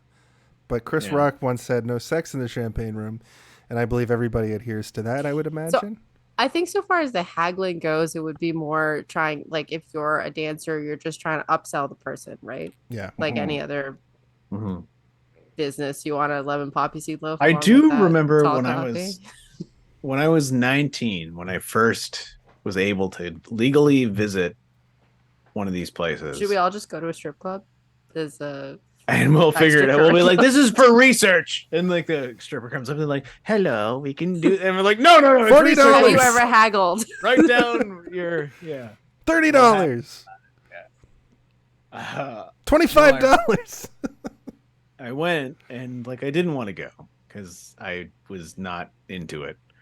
And I got brought and I was there and I was sitting there and like all these older guys that I was friends with, they're like 5 years older than me.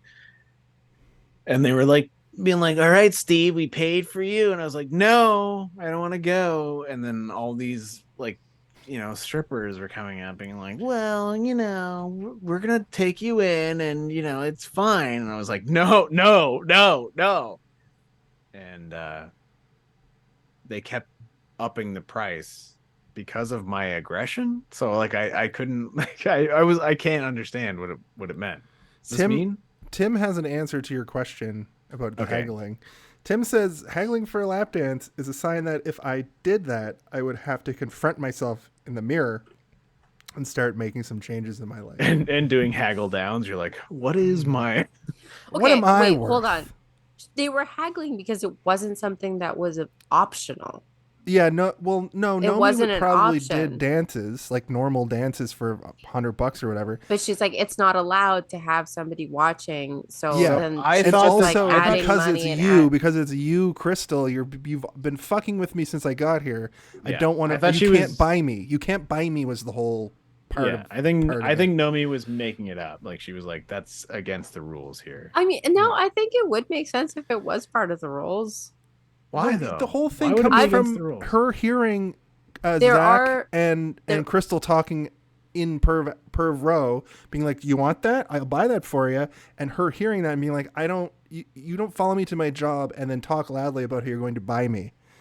I think was the whole point. No, you're bang on about that, but I do think there's a no single just ladies rule to some strip clubs. Oh, okay. Maybe because they don't want it to like fuck with the You're not guys' gonna make we're not brains or gonna make something? money off you, so fucking leave. All right. I just You don't know thought how it to would be like, behave. Only men know how to behave in these. It's true. Yeah. They fucking- ladies are too titty handler friendly. I thought it would be like Actually, maybe. yeah, maybe they're just like too okay with grabbing tits. I thought it was like she was making it up. No, but Jason, that's the reason. Like that's what they intended for the scene. And this is how poorly the scene was. that there's we're any here. discussion. Yeah.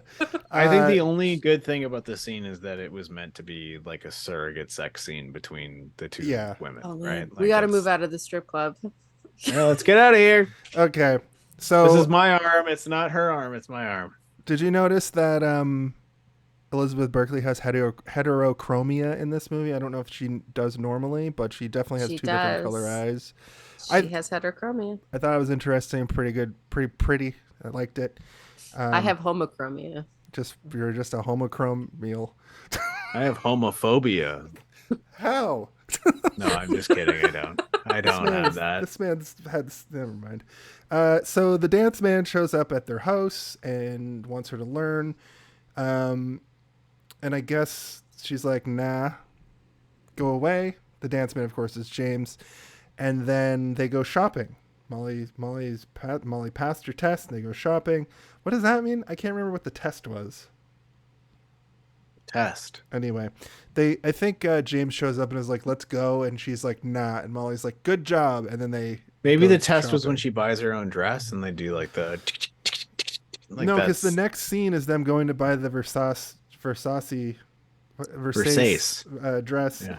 and it's revealed. It's pronounced Versace, Jason. Sorry, Jesus Christ. I'm Get such it a right. dumb bumpkin off the turnip trunk. You country blumpkin.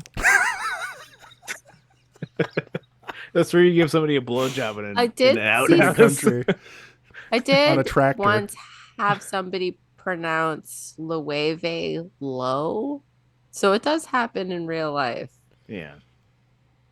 And I That's was true. like, Versace. Versace is fine. So Yeah, it's you're revealed like, that this is okay. it's revealed that after they buy the Versace dress, Molly's like, "I'll just make that for you." She's like, "No, I want to go spend my stripper money on this expensive piece of crap fabric." That's an editorial from me. But it's revealed that Andrew Carver, the famous singer, who looks like just some weird lounge singer with long hair, is coming to town, and Molly loves him.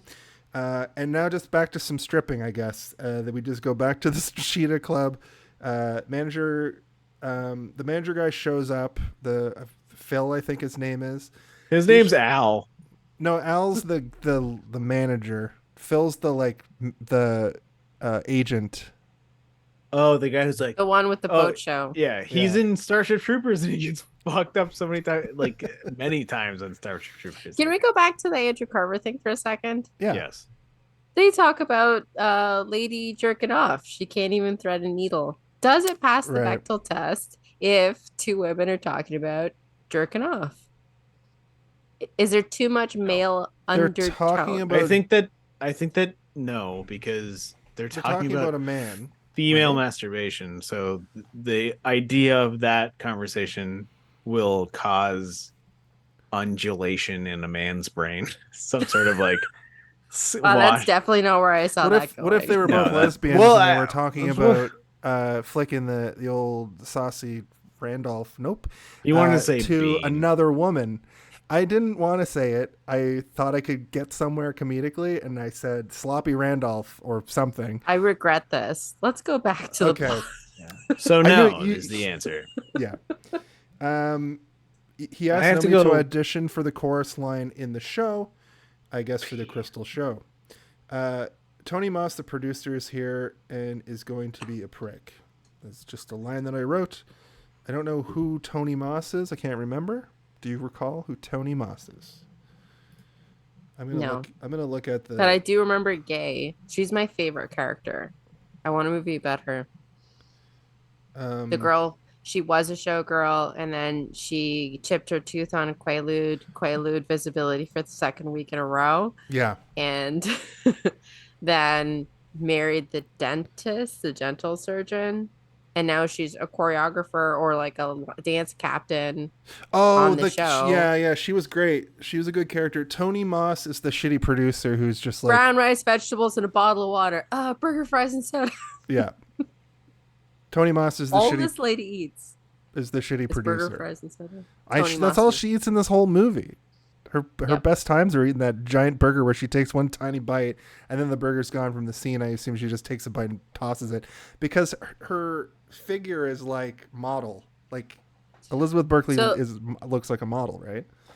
women don't eat in movies unless it's the Gilmore Girls version of eating, where you have model body, but you're a real girl. You're not like the other girls, so you'll eat a cheeseburger.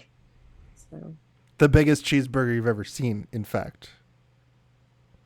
I made a burger different the next day. places. Yeah. So Tony Different places. Tony Moss is I heard an it from my insane headset as I was producer. walking up. She gets Nomi gets picked with 2 others out of like 10 after he just goes and like, you're bad, you're bad, you're bad, you're fine, you'll do. And then We don't do lessons. yeah. Classes. He just like looks at their boobs and their chins and nose and he's like, you'll do, kid. It's like, I need to know you can dance, and I need to know you can smile, and I need to know that, you chin can do up, both tits at out, same take over the fucking world, time. kid. And then he does a gross thing where he makes them all take their tops off, and her nipples aren't hard. Can I say this on Twitch? And then he's like, here's the ice cubes, kid, which was fucking vile. Play with them. And she and she runs Play off. with your nipples. And then Cristal follows her back after that because Crystal's watching all of this and reveals that she got her the audition because of the way she dances, and it's kind of like the way Cristal dances. That's why she wanted her. And then guess what, kids? Guess what happens here at 44 minutes? Is that when she's dressed like Indiana Jones, or is that later? I think that's later, but that's really funny, though. Guess what happens here at 44 minutes and 19 seconds, friends? Do they say the name of the movie? That's when they said the name of the movie in the movie. She only says showgirl. You're That's gonna like be a close showgirls. You're gonna be a showgirl. Otherwise, there's no title drop in this movie about showgirls. And they only say it once. I was very like, they're going to say it plural? I mean, if anyone's gonna say it, it's that guy who's like, I'm a dick, I'm an asshole, and I know it. And everybody's gonna tell me about my show. Showgirls. So it is Looks a right at the topless camera. show. Is it that weird that he asked them to take their top off? Like her reaction to him asking for the top to go off I seems think a little it's- odd. I The was pl- more shocked The that she was playing, shocked. the playing with your whatever. It's and how making he was it- acting fine. before that, and I don't think you need to get topless to like audition for a dancing role. I think the fact that when she went But in it and is a topless she was show. doing this to a whole like stage full of topless women, and she's like, I have to do what? She's like, yeah, it's a no one wears tits coverings here, lady. Nobody Come on. wears tits coverings ears. Skip. James sees her leaving after it. He's now a valet. It tells her not to deal with the showgirls because stripping is honest work. At least you're telling the truth about what you're doing. Showgirls are the smoke and mirrors, the same thing as the stripping with the smoke and mirrors. You say of, smoke like, and mirrors or smoke and mirrors? smoke and mirrors of Okay. people going to see a show pretending it's classy, but it's essentially the same thing, and the highs are higher and the lows are lower, essentially because of the machine that is the showgirl machine. At least when she's dressed dancing at a strip club, it's obvious, it's clear and honest why people are going there. They want to go and see some. I don't know though, sexy man. sex. I Yeah. made the point earlier. It's like the Goddess show is kind of looks like a good show. Like it's not horny. Like I'm not gonna be like, I guess. man, oh man, I need a bathroom break There's to There's- take care of it this reminds Cirque me du of- boner Soleil right here. show The called, Cirque like, du Soleil yeah, there's show. a new Cirque du Soleil show that exists in Zumanity Vegas. or some crazy Zumanity shit like that. that we almost went to. We went to see something else instead. I think Isn't we there saw something David from Cobb. Down Under? It's like the boy one. Yeah. Like the Chippendale style one. Yeah, where it's beefy dudes just fucking magic miking all over And the they stage. all have erections, or Yeah, if they don't have probably. erections, then But it- these Gets shows the ice out. do exist. Play with like yourself the with goddess this style ice. shows. They're Well, like, that's the point I was trying to make before about like the nude beach. You go there for 5 seconds, and after 5 seconds, you're not horny anymore. You're just like, oh, everyone's just naked. And Oh, my they're dog's farting. Moxie. But your dog knows. do you know what I mean? Where like nudity is not actually like a thing that makes you horny. It's just like horniness makes you horny, and then after a little bit of time, you can be exposed to nudity, and it's just like it's just normal. Have you been to a nude beach? Yes. I have not. After like maybe But I can imagine 5 that's to what it's 10 like. minutes of being at a nude beach, you're not attracted to anything around. I You're just like, was- everyone's just naked. It's fine. Officially not attracted to anything at the nude beach. -2 minutes into being there, and it stayed pretty consistent. When somebody was dragging you there and you're like, I don't want to go. But like if some, that's what Besides- I'm Jason. Okay, yes, your point is well taken, Steve. So that's how I feel in this movie. Like the movie, I'm like watching it and I'm like, this is like being I at thought this was a documentary. beach. So in honor of this being a dancing thing, I wore my National Ballet of Canada sweater because it's basically the same, right? Were you in the ballet? A national ballet? Yeah. But you were a ballet. You did ballet. I am a ballet. A balleroni. But you are a ballet. So the goddess show is kind of like an indie wrestling show. It's kind of how I it's And a cheetah is like going to GCW and seeing like 10 hardcore matches in a row. Mud show. yikes. I get that reference. I was trying to I'm get a that fan point of across, and I guess I professional already wrestling. did get it across. But If I could get Where through were we? like half of this page, that would be sick because. All right. Okay, we won't say anything. So James gets fired immediately because. But have you guys been to a nude beach though before? For have some you? for some reason, his manager is like chirping at him to like get back to work, and he's like, "Shut up!" And it's like, dude, you don't have to tell her this like revelation right here, right now. Like, nobody in this movie acts like a person. Anyway, he gets fucking fired. He throws his fucking smock at the dude, and they go to a meal, and then he takes her to his place, and then he has like this like full dance studio in his little apartment, and he starts showing her a number that he wrote because he went to like dance school. Maybe he's from New York and I got it twisted. No, he went to dance school for sure. Yeah, he's a dancer. And then she But he's also basically- charismatic, so he's just like he goes to clubs and finds people who are good at dancing. But they immediately start almost having sex, and then she does a callback to a reference that she made earlier when she was late to the Cheetah Club. She was like, "I'm on my period," which I guess turns out to be true because But also he's like, I'm I got into it. I can put towels. down towels. I don't care. Yeah. What the hell? Because he's a weirdo. He's also the guy who's like, everybody has AIDS, and I love fucking people on their period. Yeah. And what does he say? He says like, I think I wrote something. Pussy is my problem. It always has been, and it always will be. He also says, you fuck them without fucking them. It ain't right. Yeah, and then she says, "You can fuck me when you love me." Ugh, he doesn't love anyone. I think No. he loves himself. He loves I think himself. he thinks he like, yeah. And he accidentally knocks up that the penny. But also, like, lady. you kind of wish he was better. but Look, he's Noel not. has a hard out at 9:10. Okay. All right. Tony Malone Damn. calls. Tony Malone calls and gives her the job, and then she rushes right to the Cheetah Club and quits. And they make fun of her for going and doing what she wants to do, and the whole reason she moved to Vegas. So then Nomi goes back to see James. To like be like, I did it, and immediately he's with Penny. He's disappointed that she took the job, and she's disappointed that he took 12 minutes to like find basically a clone of her and shack up with her and show her the dance and everything. Yeah, it was more about the dance that she was sour about. Yeah. I thought you were real, man. Nomi goes to what the fuck? Nomi goes to see me Moss. She bought at Versailles. Ha ha ha. That was something that I just jammed onto the I think keyboard. that this is the moment where she goes and like talks to all of them in the office, maybe. It's right after that, though. It's after she goes back to see James. Oh, this is when Kyle shows up and he's like, I'm gonna give you my one moment of cool guy energy. Oh, which is yeah. all- No, the thing that she goes back to see Moss, and then that's when she says Versailles, and then they all like look at her like, yes, Versailles, and then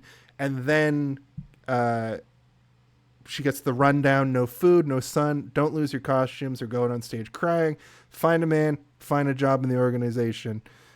basically find a retirement plan for yourself. She doesn't have any real info about herself, and she also says she's from New York. She says she's from New York here, so maybe that was a lie. That was the back east of it all. Oh, 100% a lie. And then what's your social security number? I'm not sure. I can check for you.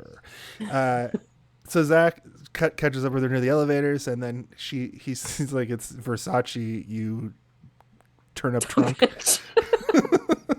You stinky Versace wearing asshole. Well, he buys her a Versace, the blue jacket, later. My Versace. And then I believe it goes to the scene that's in Noel's background. Thrust it. I believe he's yelling at her 1 foot away from her face. Higher, not that high. Thrust it. You guys think they like spritzed her, or was she sweating for real? They spritzed her with a mixture of oil and water, I think, through most of oil and water. Oh yeah. It's KY jelly. Yeah. For sure. God. It's like the end of the end of Ghostbusters 2. Verhoeven just like, okay, everyone back on the edge of the stage. I'm going to shoot you with KY jelly out of a super soaker. So she learns to dance. Yeah. And she asks when she starts. Tonight, you're on. And then Monkeys runs through the dressing room. And then there's shit on the stage, and she almost trips on it when she goes out for the dance, but she does good. Yeah. What about and Molly's like, what about those little kids being like, oh, the lady who takes her kids to work, and then the other lady who's like, that's a little shut bit up, you fucking kids. Well, I think aren't the little kids the woman who's being the worst? Like she's the worst?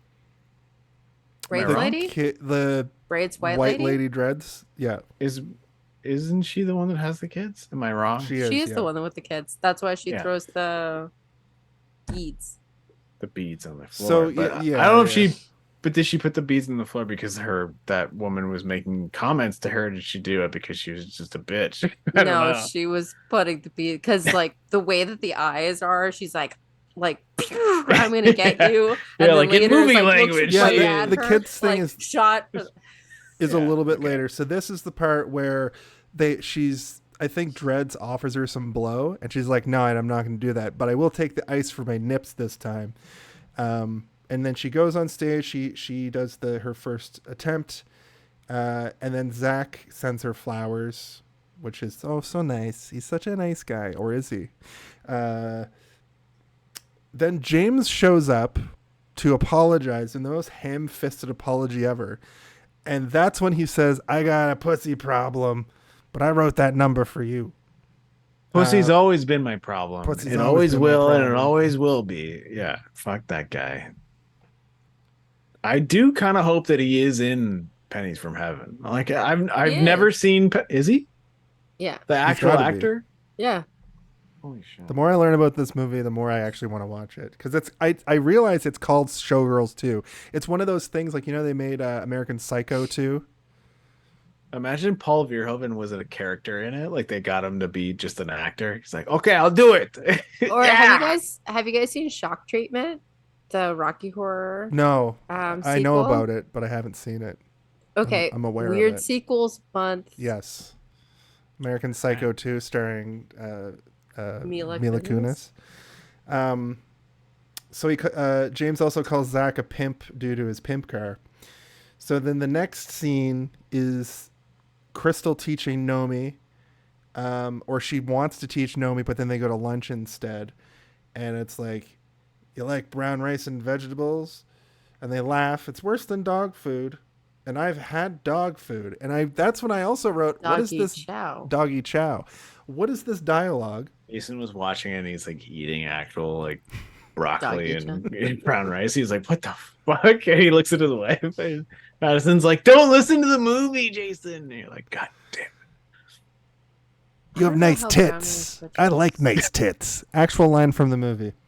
Well, it's just like the chips thing at the beginning of the movie. It's like dialogue that all of the directly talking to each other woman dialogue is just the craziest shit. Well, did you hear what she said to that, Jason? Come on.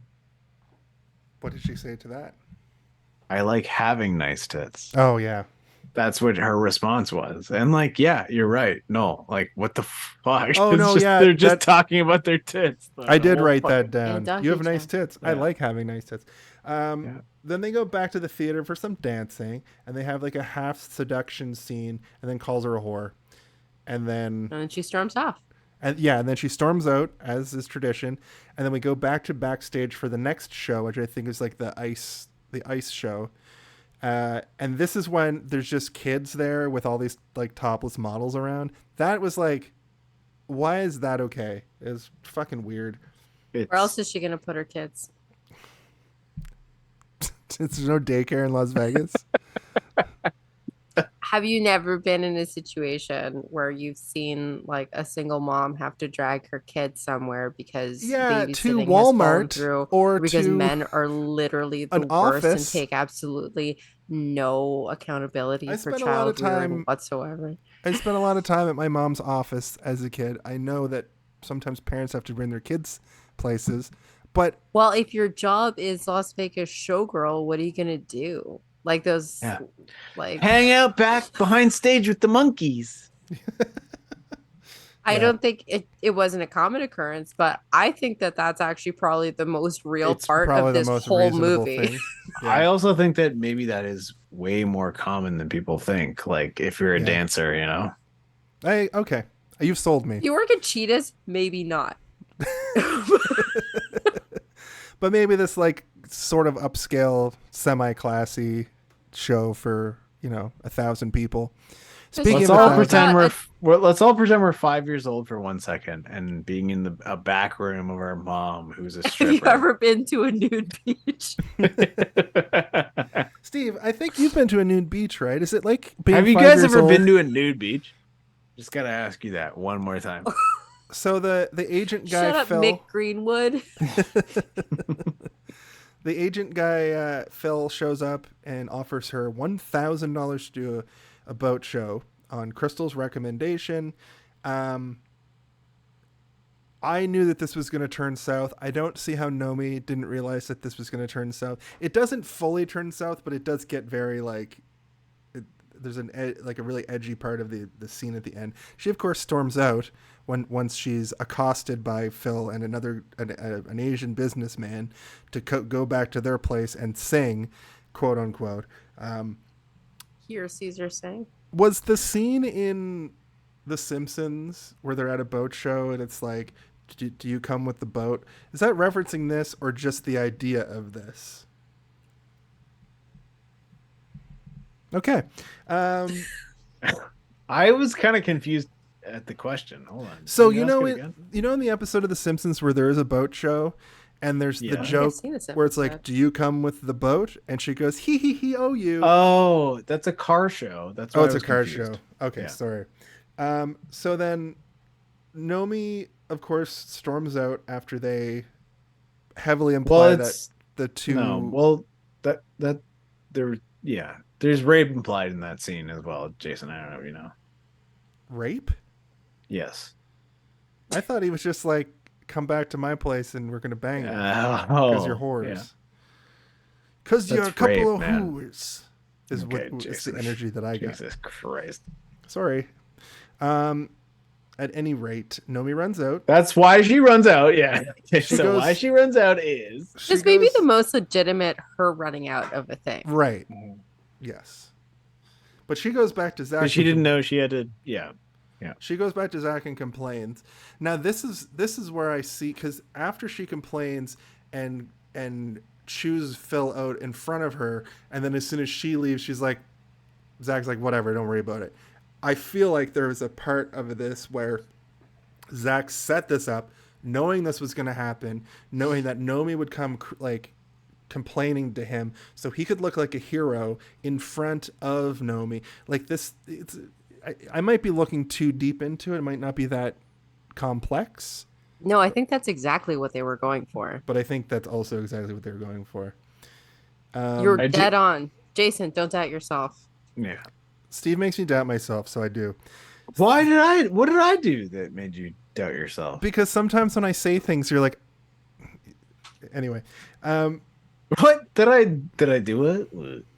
not Well, so Zack is explaining what an MBA is to Nomi because apparently she's never heard of going to college. And he basically just gives her like a 2 seconds of cost analysis on slot machines during all of this, which I thought was kind of funny. Yeah. I don't think he knows what an MBA is. No. I think he was just saying a lot of stuff to blow smoke so he could, It's not just a degree they give you in college. It's a professional degree that you have to get after your undergrad. Yeah. But he pretends like he knows what he's talking about because he's good at robot slot machine computers. If you use these ones against these ones, you'll get more slot machine power. Well, this is where we know he sucks. Like now we're like, okay, this guy. As soon as he stinks. goes back to Phil and he's like, "Don't worry about any of that. I was just had to look." And big. he's like, "Hold on!" Like that could have been. He could have just pretended like his phone was ringing. We don't know. She finds out when he says, "Well, hear Caesar sing. You'll love it," or whatever the hell. And then she's like, "Wait a second. That's Caesar what sing. the other guy said." Hold on. Yeah. I just wanted to. Tim in the chat says Cheetahs has a ball pit for the kids of the dancers. So maybe Cheetahs is a better place for Nomi and the children of the dancers. Well, Al's definitely the best character in the movie, so there is that. Exactly. So we get the Cristal performance. I guess the one before this was a different thing, just the goddess again. But this is the Cristal performance. The one girl gets dropped, the understudy. She trips on the marbles that the Dreads girl breaks the necklace thing.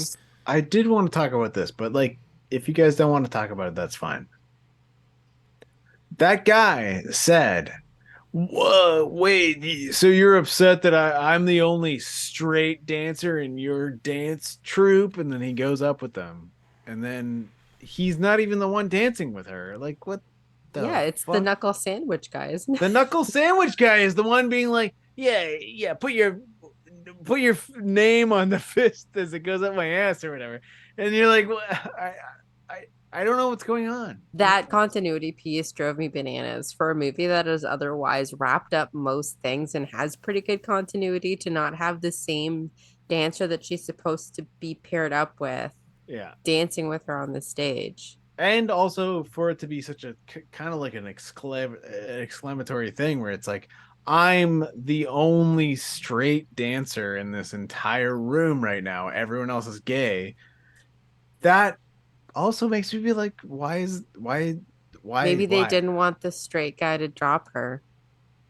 Oh, because then An agenda. The whole world, is straight. Yeah, I get it. Yeah. Mm-hmm.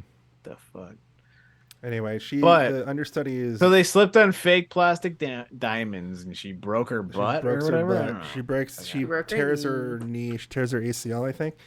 And then the next, we just go smash cut to Mom and Al showing up to visit, and Al's like, "You really made it here, kid. You did it." And then they probably must be weird not having anyone come on you. Yeah. Right. Oh God. It's like a nice scene, and then like everything in this movie is just like even a kind of nice scene just ends in this like. It has to be like it's like fucking pervert. He's like, so or is it just a fact? Is he just like observational? He probably got like 4 or 5 other people to write the script, and he actually just jerked off onto every end of the page. It's like, smart. So this is where Nomi and Zack kind of start talking at the end. He's like, "I'll give you a lift home. Where do you want to go?" And she's like, "I want to go back to your place."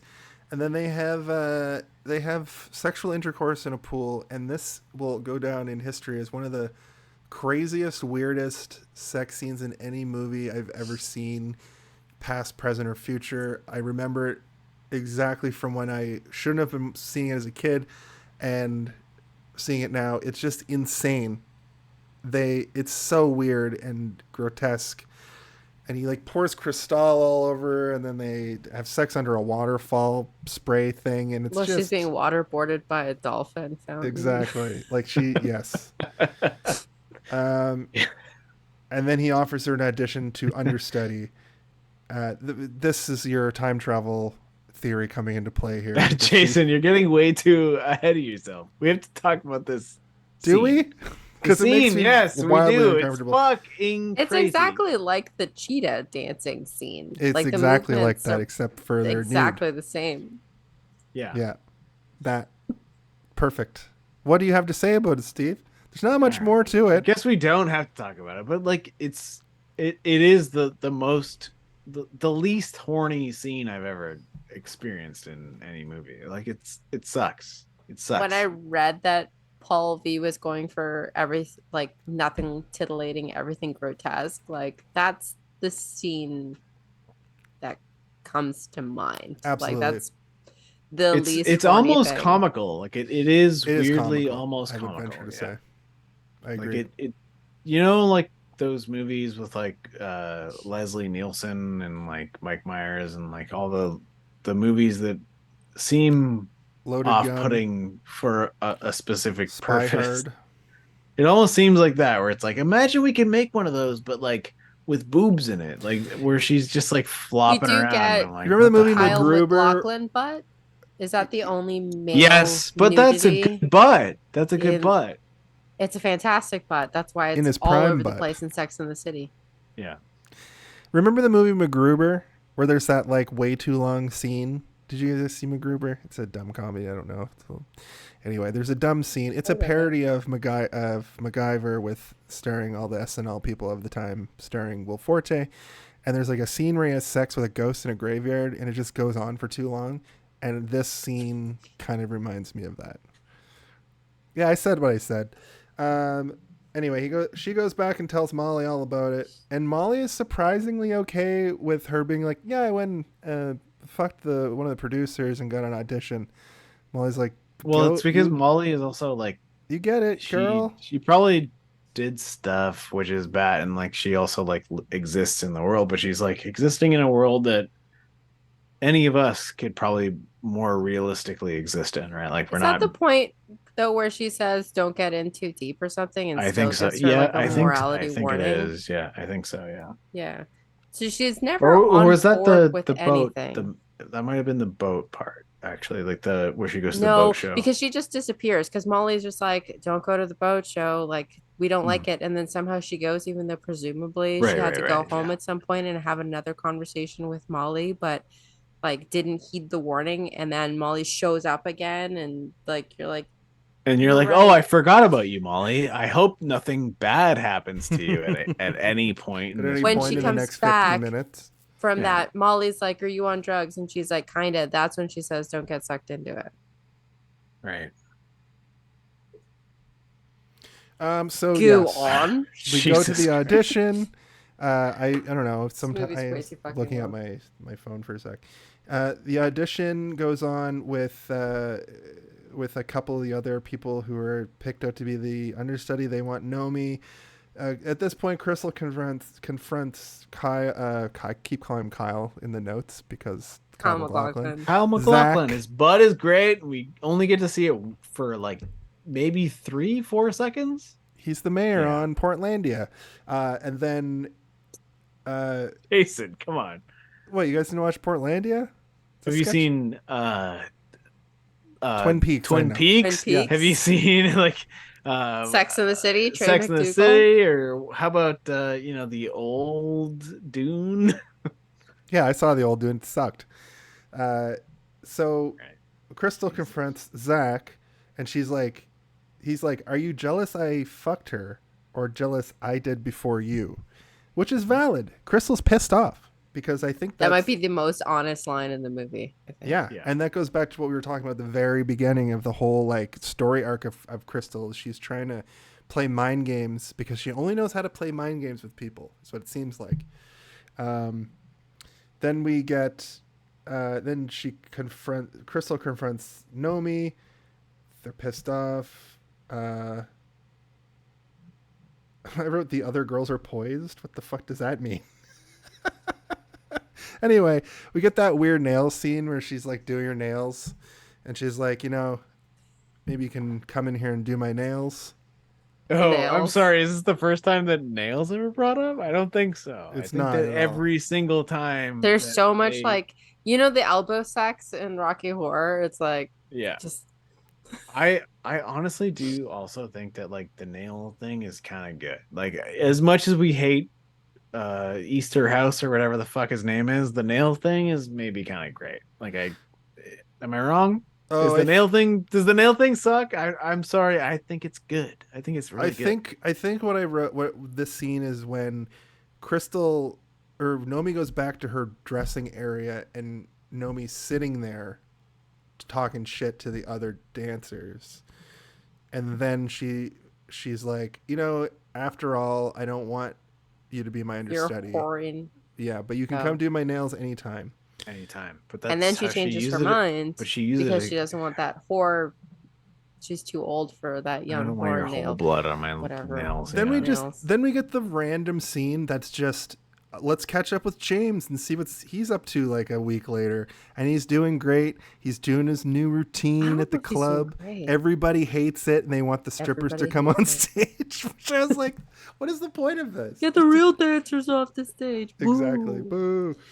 Okay, the fingernails thing to that. I think that's Yeah. the sexiest part of the movie. Yeah. Is when their fingers are into like that's the only part of the movie that's a little bit That's horny. why I'm saying that the nails are important. The nails are important. And Gina Gershon's like when she pulls it away, like her hand acting is just to die for. It's perfect. She's a But model. She's Linda Evangelista. Right. She knows how to work her hand, but like also Does She knows how to work a hand.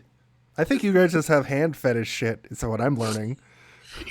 Well, no. Nails are very important, Jason. We all know that nails are important. Nails that long freak me out. I've got beautiful The only nails. people with nails that long in my life have always been extremely mean to me.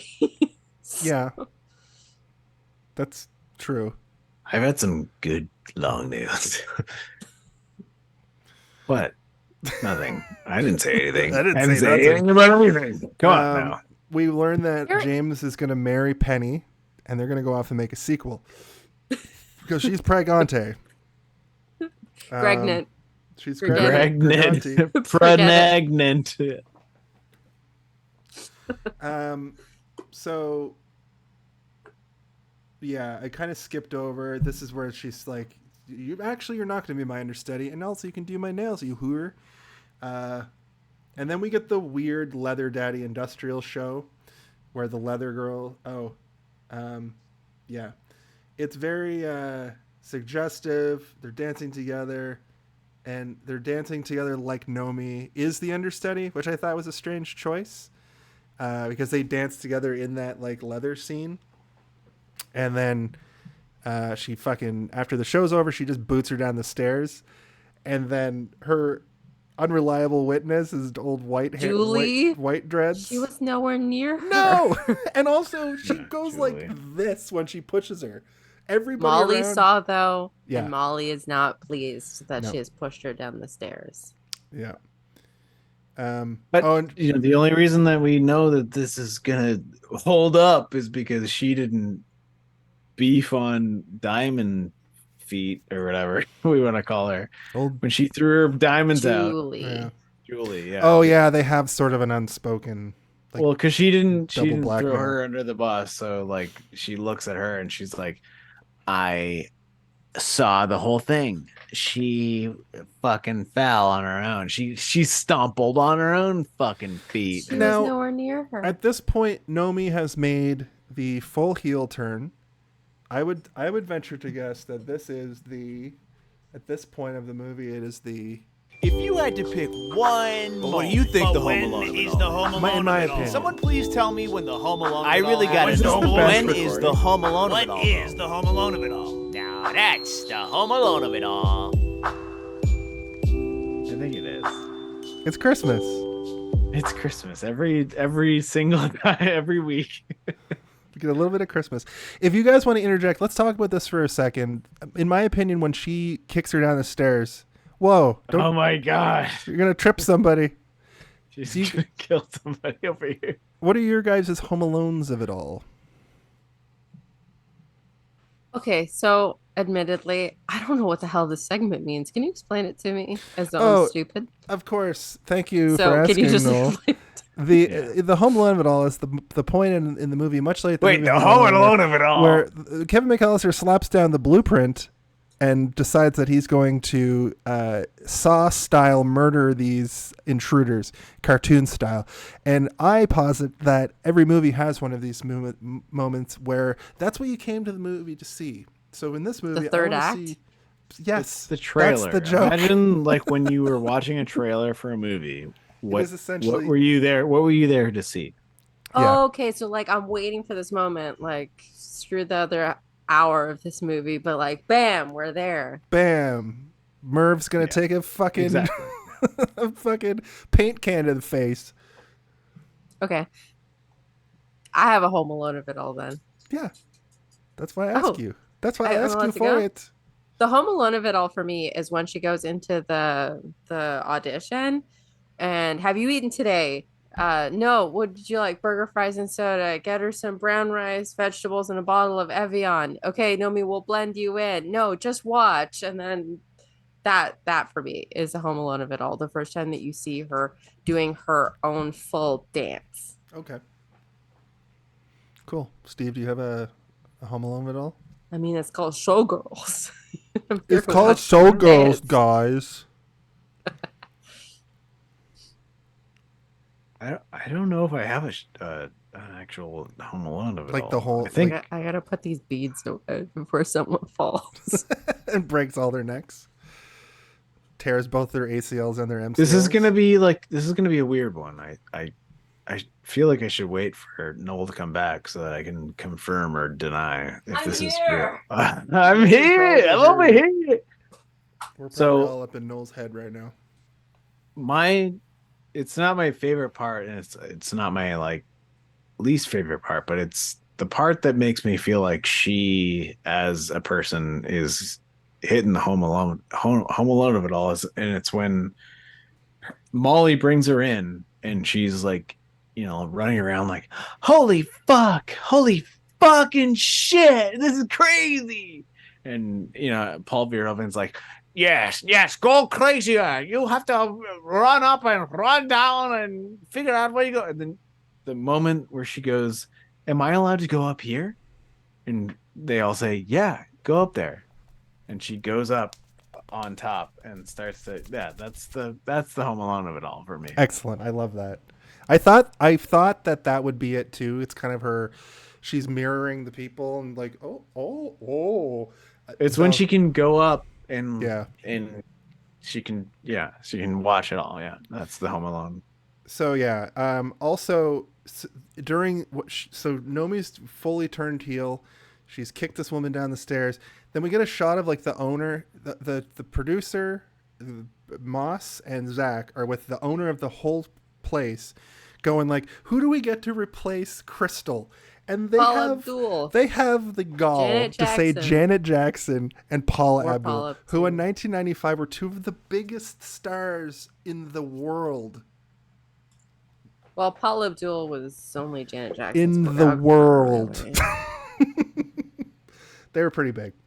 I said lol for a she was TV a show. choreographer. Anyway, Nomi gets it. Spoilers. It's not a spoiler because that's when it happens in the movie. Nomi gets the press conference and her recognition and her flowers, and Molly is pissed off. And she knows what Nomi did, and she bounces. And then we go to the party, and we get to hear Caesar sing after all. Caesar sings. He's singing.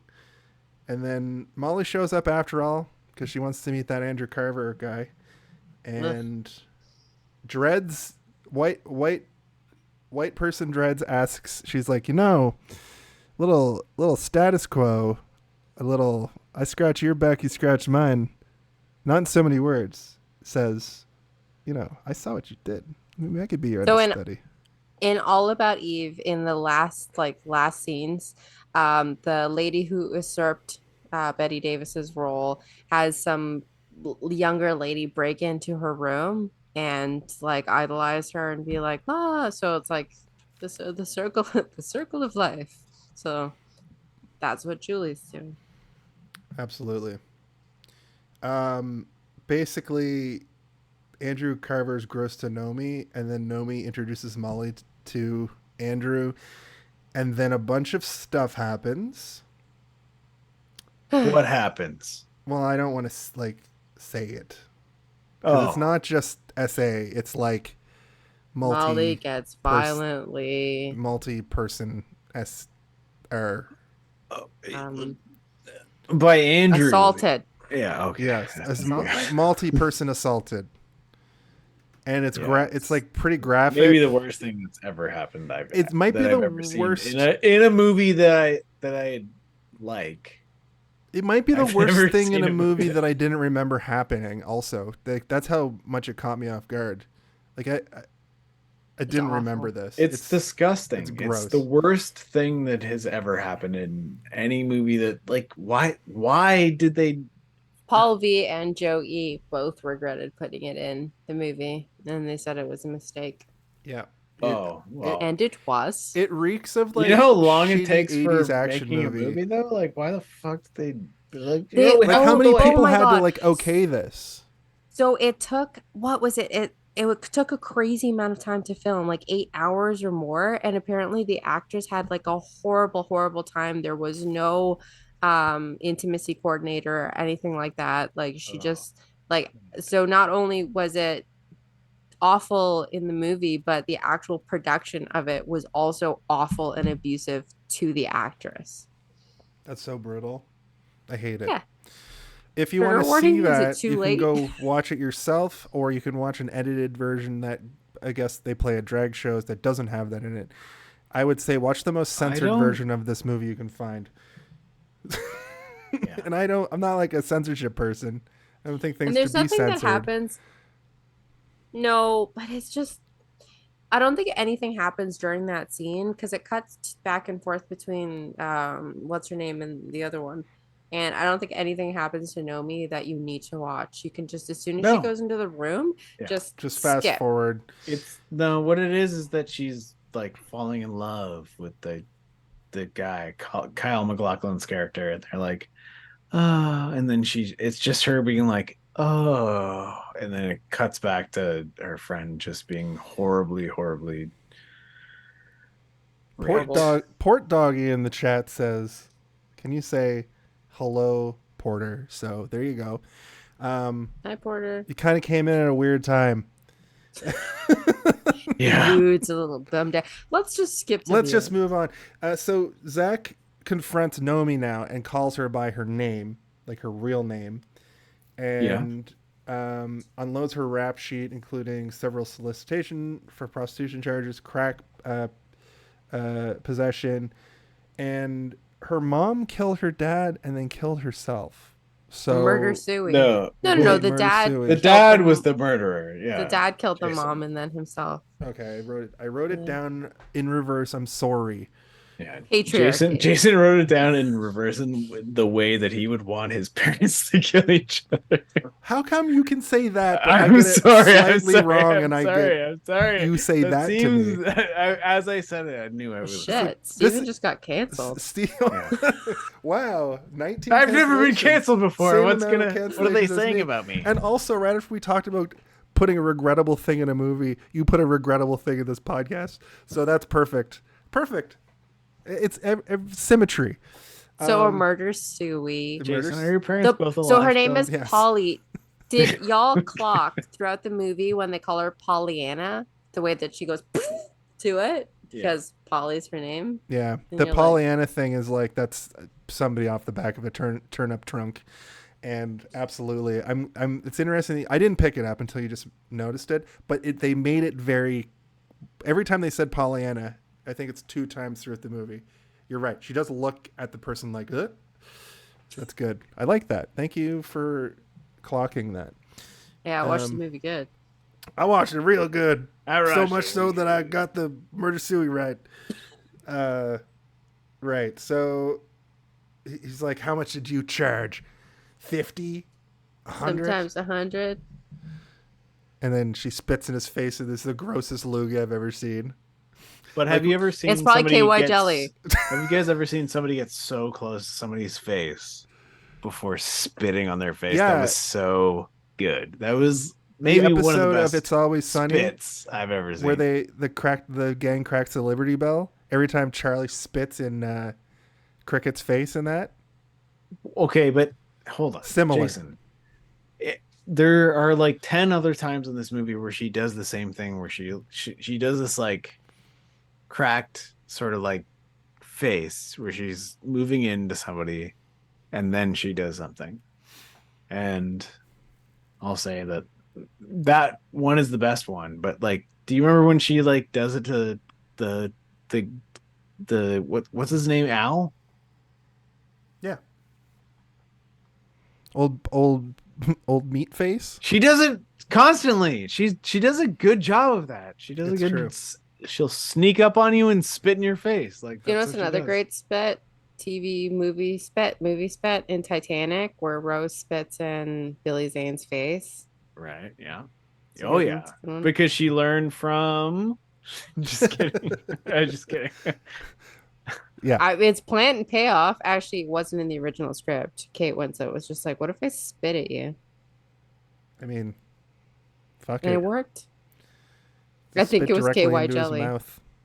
Probably the way it hangs off his nose. Ugh. So then she concocts a plan to go exact revenge for Molly. She sees Molly in the hospital. The doctor explains basically all of the horrible things, and then she's like, I'm gonna go to Andrews, and she paints it up like she's gonna go there like to do some prostitution-y stuff. But she gets past the idiot guards and goes in there and beats this guy half to death, which is satisfying. A little bit of vigilante justice, which is great. And then Nomi goes and tells Molly what she did, and then goes to Cristal. Wait, Cristal, no, hold on. It's not. She's not just like beating him to death. He's a piece of. We have to come on. what? Yeah, Andrew. What's his name? Andrew Carver. the No, magician or I'm whatever trying the to fuck get- his I'm name just trying to is. finish the He's movie just trying up to here, finish man. the. I know. We still have things we gotta get All right. through. And we've covered everything at this point. We've talked about everything in this movie. Cristal reveals she did something similar and that she doesn't blame her. So they kind of see eye to eye at this point. And, you know, there's always someone younger behind you. That's sort of the moral of the story. Someone's going to come and fuck you out of your position. So, you know, climb with your teeth and your nails to get there. And then they kiss. Talon nails. They kiss and it's gross. It's fucking any kiss? so gross. They use tongue for some reason, really not tasteful tongue, just tongues and mouths. And basically, And lo will behold. Nomi leaves Las Vegas. She gets in the car with the same tall-haired man from the beginning of the movie somehow. This time they don't get into much of a fight. They do still. He does the swerve gag from the beginning of the movie. And as they leave town, we see the sign. This now says Goddess and has a picture of Nomi. She's made it. Or has she? Or is she going to go now to do a cameo in the sequel? She's released herself from the 9th layer of hell. Yeah. Okay, so that is the film, the timeless movie, Showgirls. Before we get to our final thoughts, it's now time for the MPAA. The MPAA, everyone. The MPAA. Save the wow for the end. Ladies and It's time gentlemen, to play Guess the MPAA. welcome to the hit game show that everybody's talking about. It is the MPAA guessing game. Of course, you each get 2 guesses at the 3 numbers following the first 2 numbers of the MPAA certificate number. The MPAA certificate number, of course, is the number that's awarded to each and every film that is given a letter rating from G-rated to NC-17. This film, of course, was definitely rated R. I would venture to guess that they wanted to make it NC-17, but somehow it got past the censors. But I digress. I'm going to give you each 2 guesses. The first 2 digits of this week's movie are 3-3. No? What are the second 3 numbers? The second 3 numbers? So there's 3 numbers after. 3 numbers, yes. 526. It's higher than that, Steve.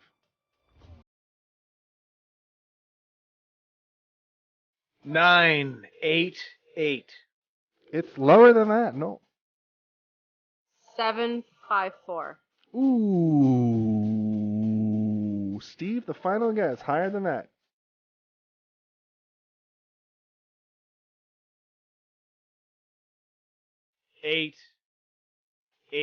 881. Lower than that, ladies and gentlemen.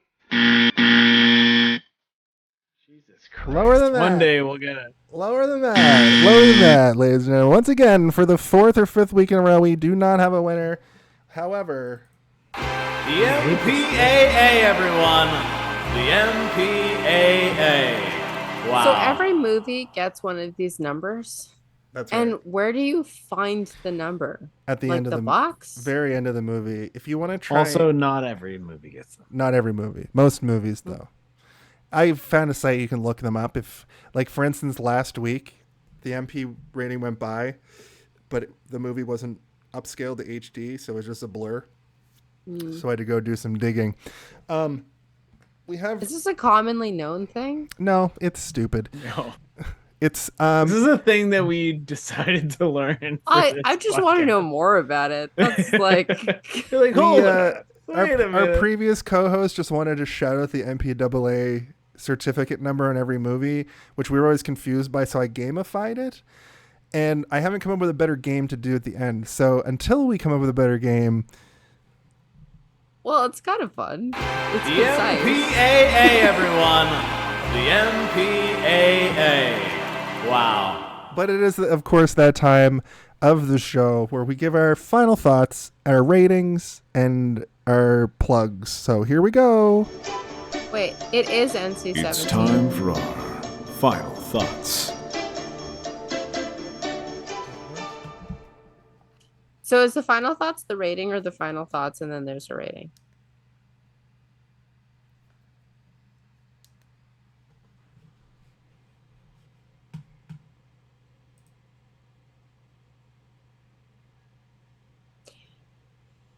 I propose a new segment That was where weird. Can you hear What? me? yes. Sorry. Yeah. Did I cut you off?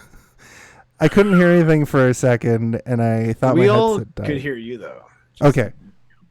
My apologies. So I said yeah. I want to propose another segment to this show.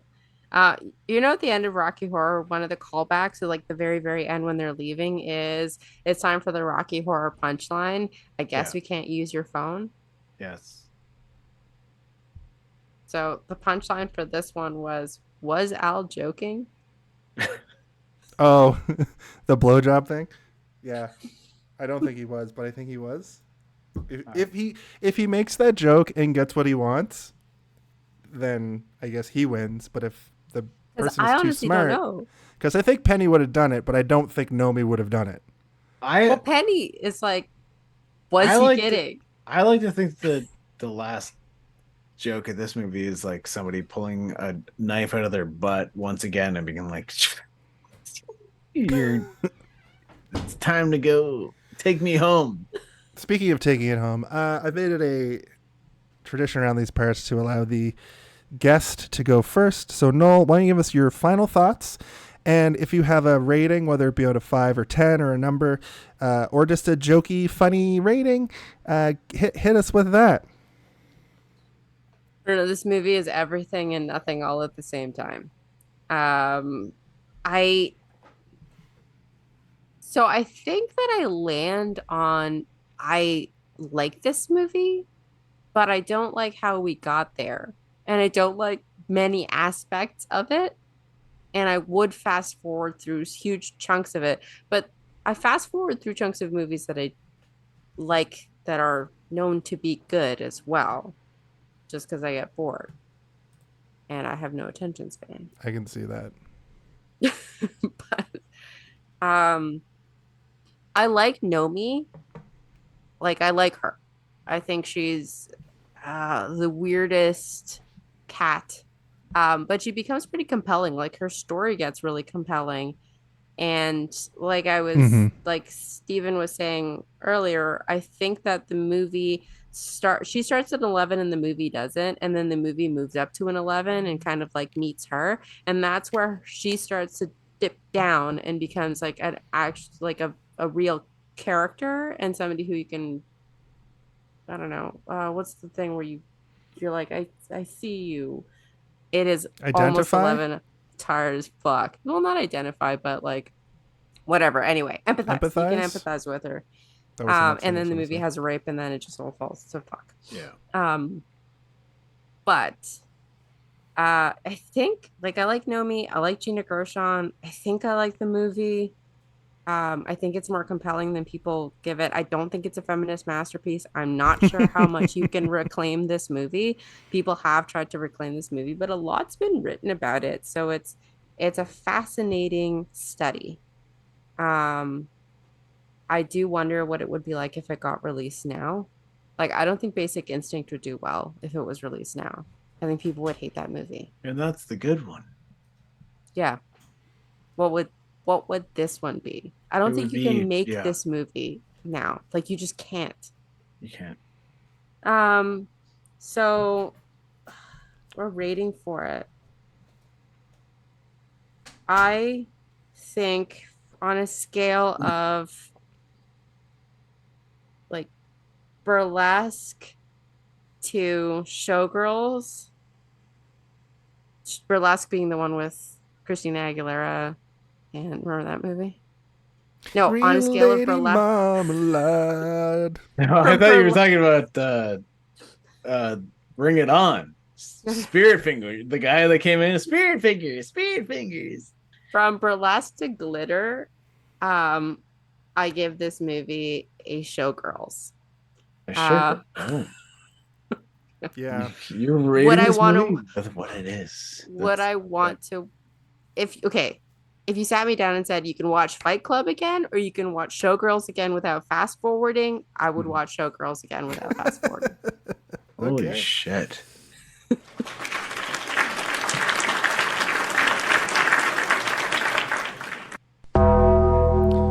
All right, Steve, it's your up, buddy. I don't think I can do it. What's your final thought and your rating? If I can watch Showgirls again and not watch Fight Club again, like this is too much for me to handle over here. I think that this movie is bad, but I also think this is a good movie. This is a movie that you can watch as any person. Sorry, I have a lot of stuff in front of me here, and I don't know what to say about it. I think that this movie is good. That's all I can say. I can't do this. I can't do this right now. I'm scared. I'm scared about it. Did this movie break us? I think it maybe broke me. Well, what do you think about it, Jason? I want to have a conversation about the end of this movie. I don't want to like make it this is how I feel about the movie Showgirl. You said all the things during the body of the episode. Now just give your final thoughts on the movie, man. We've done this 115 Okay, times. fine. It's a good movie, but I think that it's also a really, really bad movie. Like, it's a good movie for people who are liking it for the right reasons, and it's a bad movie for people who are, like liking it for the bad reasons. That's all I can really think about right now. I'd like Jason. to point. That's all. That you're left like awestruck by this movie is what it sounds like. I am. All right. Well, thank you, Steve.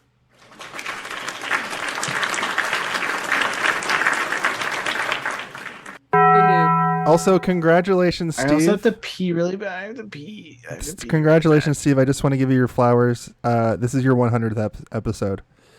You've been on. Wow. No way. This is my 100. Okay, fine. I'll do a real thing. Yeah, you came in at episode 15, and this is episode 115. So Good Lord. I didn't know. So the movie, what movie are we doing? striptease. Oh, shit, Striptease. Shoe So the movie girls. Striptease is really good, but also it's really bad. You said that already. Oh shit, guys! I don't Let this give a. man pee. I don't care about this movie that much. Okay. So you're going to waive your final thought. It's really good, but it's really bad. Congratulations on being here now for the lion's share of the episodes. I think, to boil it down, it is mostly enjoyable, but it really comes off as a softcore porn. I get that it was meant to show how seedy that life is, but it doesn't really feel all that real in the end. The story is pretty basic, the acting ranges from bad to over the top, and the dialogue is mostly god-awful. I will say, it seems like they did the work when it came to the dance choreography. Elizabeth Berkley was done kind of R.I.P. dirty with this film, as it more or less killed her career. I think this is supposed to be her like launch into mainstream like Hollywood, but she got kneecapped and was sent back down to B movies and TV. I forgot that it just sort of ends also. It just kind of a bunch of things happen and then it just kind of, I'm leaving. I think it was a missed opportunity. I think Sheryl Crow's Leaving Las Vegas song was out at this point because I think Tuesday Night Music Club came out this year. So they should have used that song as she was leaving Las Vegas because of the lack of ability to use subtlety. And then, of course, Gina Gershon was my favorite part and is now still.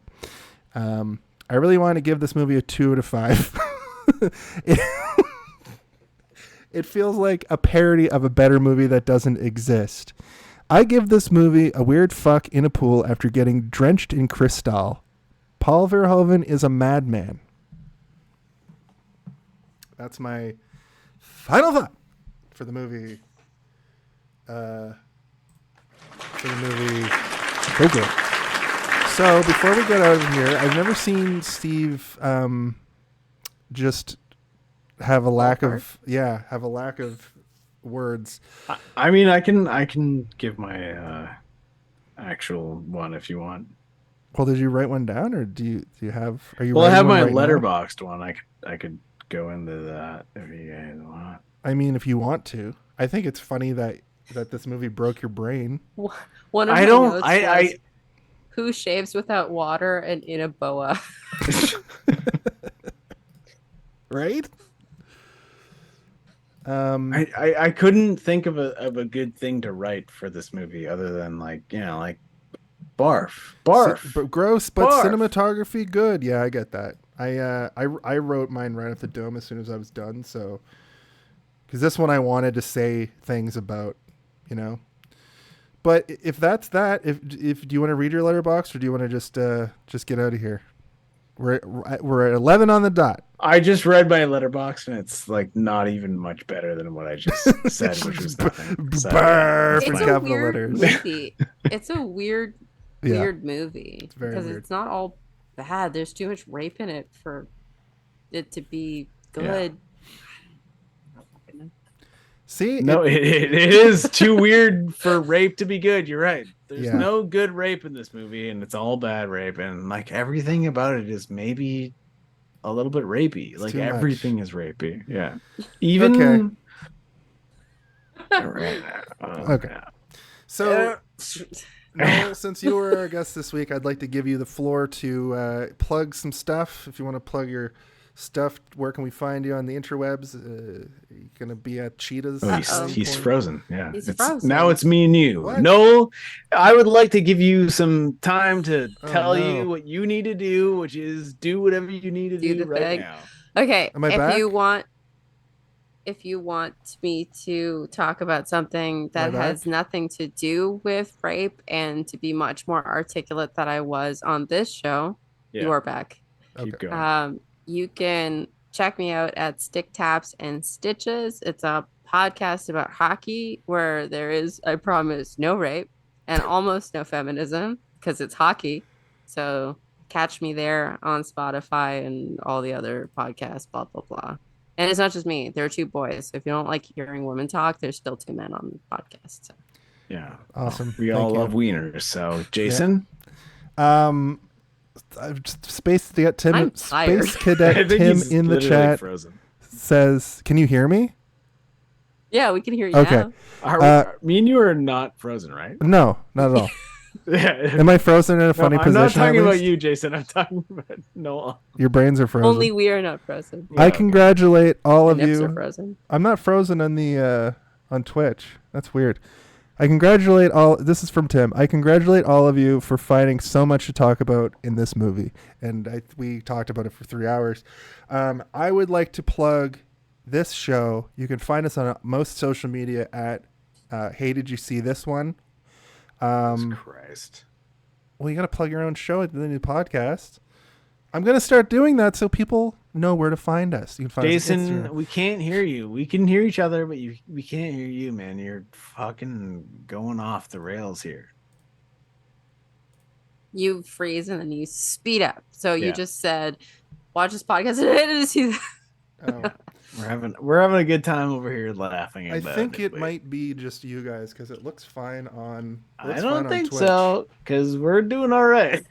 But ultimately, thanks for having me on your podcast. Hey, did you see this one?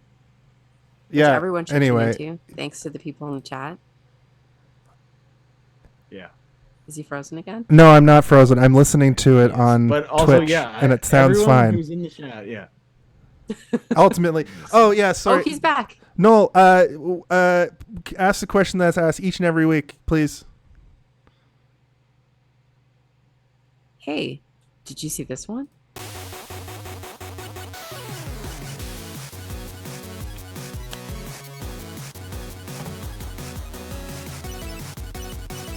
Hot mess. Yeah, that was rough. The end of that was rough. What a I fantastic feel like we ending. did like a really good job almost until the very end, and everything just kind of fell apart. The last 4 minutes of that were a nightmare.